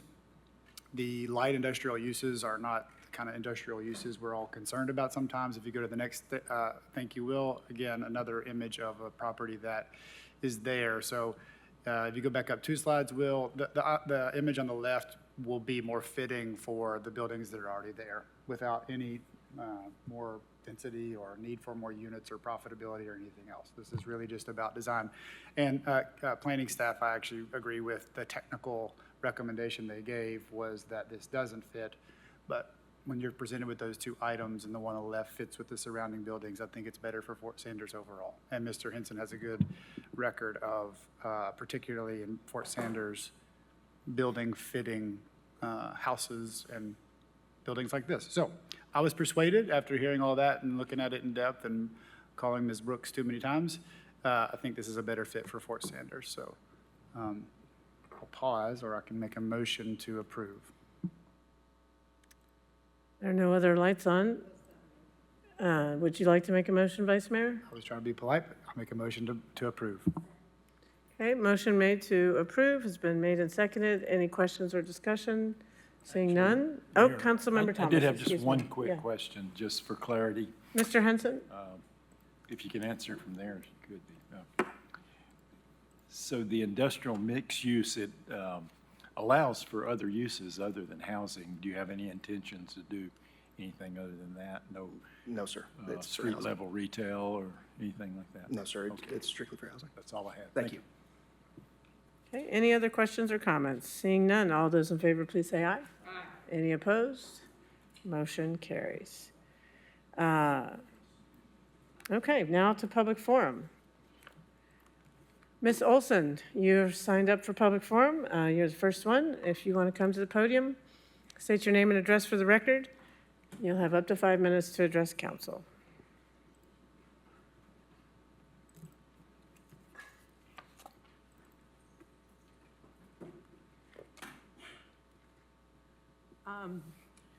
Martha Olson, 2809 Scottish Pike. I'm here because I received, a few of us got a notice that there's going to be a meeting.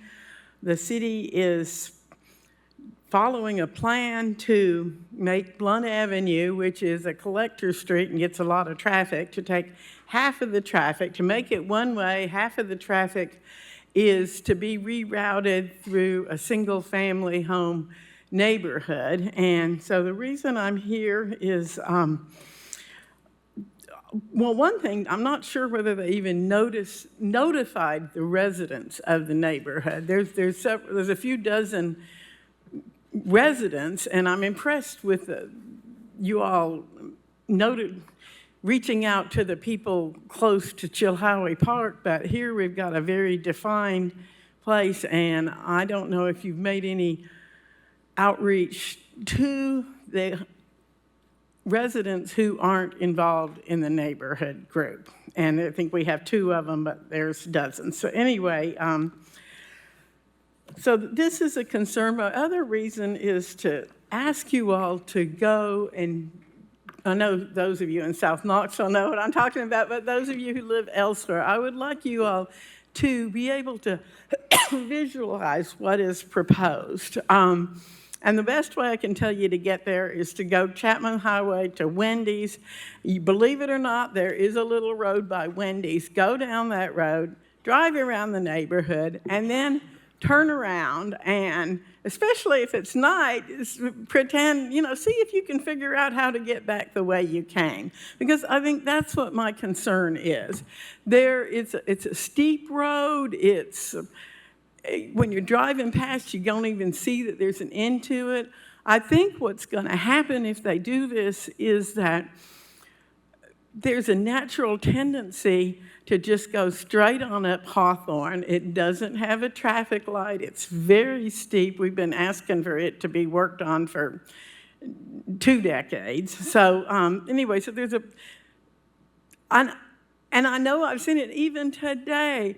Coming home at 12:45 in the afternoon, I saw someone come up to that intersection and make an illegal left turn out onto Chapman Highway. And it's just human nature. People are going to do that. So I want you all to drive around the neighborhood. I want you to see the houses. It's family houses. There's children. And do these people deserve to suddenly have half the traffic of Blunt Avenue sprung on them? So they call this a listening session. My experience is that the Department of Urban Design does not listen to me, so I thought I'd talk to you, and maybe they'll listen to you. But I mainly wanted you all just to experience this for yourself. And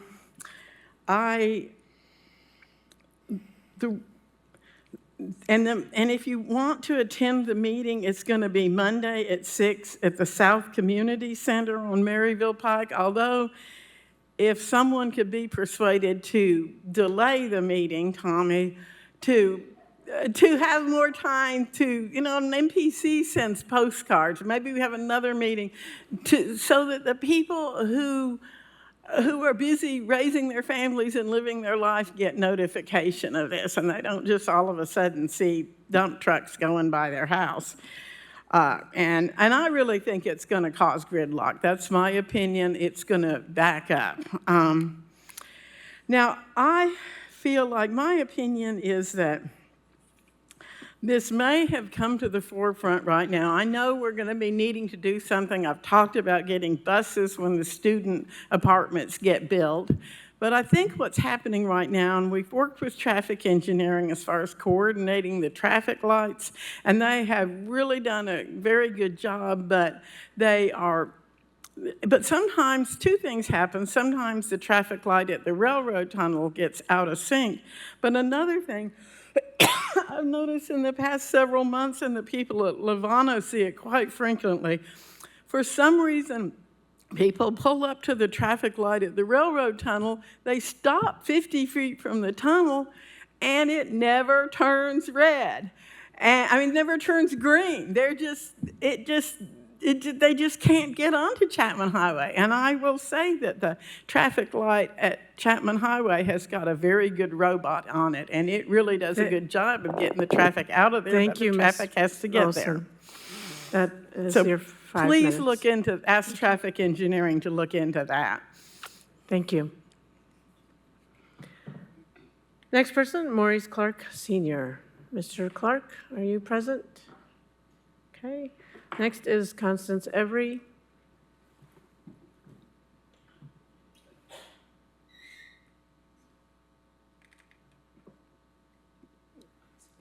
Okay, here we go. Constance Every, Knoxville, Tennessee, 37914. Man, y'all got y'all face cracked tonight. Real talk, y'all got cracked tonight. I think that the key thing here that has to be acknowledged is that, of course, the park is kind of our big issue. And I'm proud of our community, but I'm still frustrated with us because it took us a long time to get here. This project was rolled out in 2019. And at that time, as Ms. Shipe had acknowledged and even shared a recent link that currently has a no access page, so hopefully the city has restored that page. But in 2019, there was a rollout by the city, and I do believe the county might have even had partial investment to the initiative, showing us the so-called future of Chahowee Park.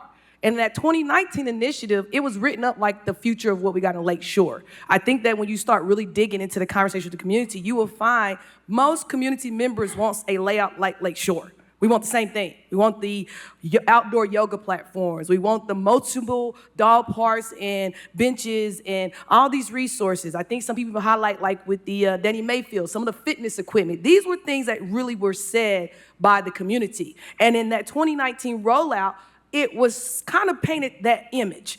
I think the interesting thing for me was that what gave me the red flag was when I asked, several of us asked, how much did it cost for the pictures? Because they had these beautiful pictures, all these array of pictures up, and it was just showing the different phases and how it's gonna roll. And we found that those pictures cost $200,000 in taxpayer money. Shocking, yes, very shocking, Debbie. Because my first question was, why y'all didn't ask UT students to do that for free or for a few hundred? I know they would have done it for way cheaper and probably better quality. But as has been highlighted throughout tonight, this is these indicators of the backdoor dealing.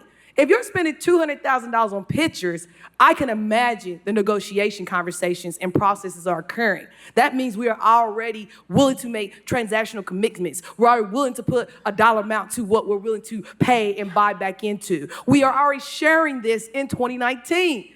And yet Constance Every was told I was crazy because I was saying this then. Then I was saying that. Then you had 2020 roll out, the baseball stadium. Again, going back to Madeline O'Hara, because again, you got to keep in mind that Chahowee Park Baseball Stadium does come off the back end of Madeline. Madeline announces in one of her final city council meetings that she had already committed $20 million to the stadium.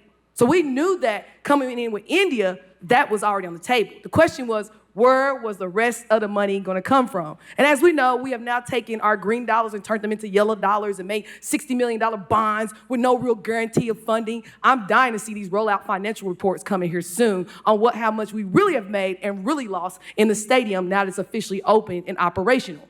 I think the other big thing here is that y'all, games y'all play.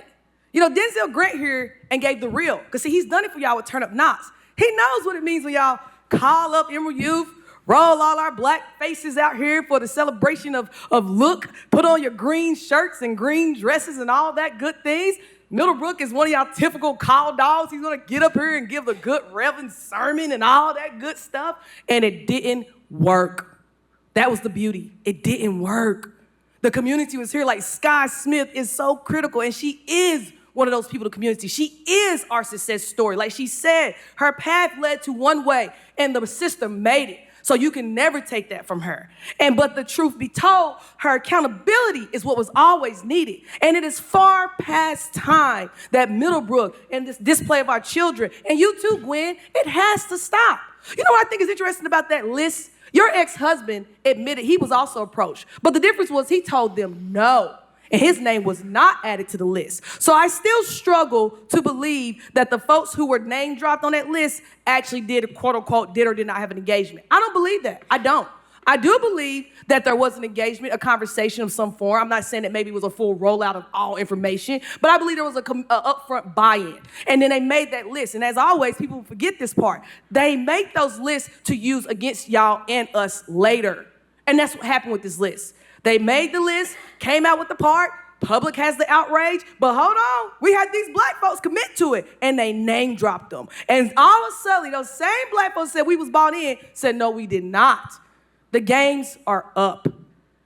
I ran against you in 22, India, and I told the public then, you are a snake, you are a liar, you are a cheat, you are a thief. Who you texting right now? See, y'all gotta peep this. This is what she does also when we're talking. I watched you text numerous times, you and David both. I see you texting. The irony is, what are you texting about? What you talking about? I know you don't care, but I'm just glad people see you for what you was. I'll leave with this last thing. Last time night is up. Commissioner,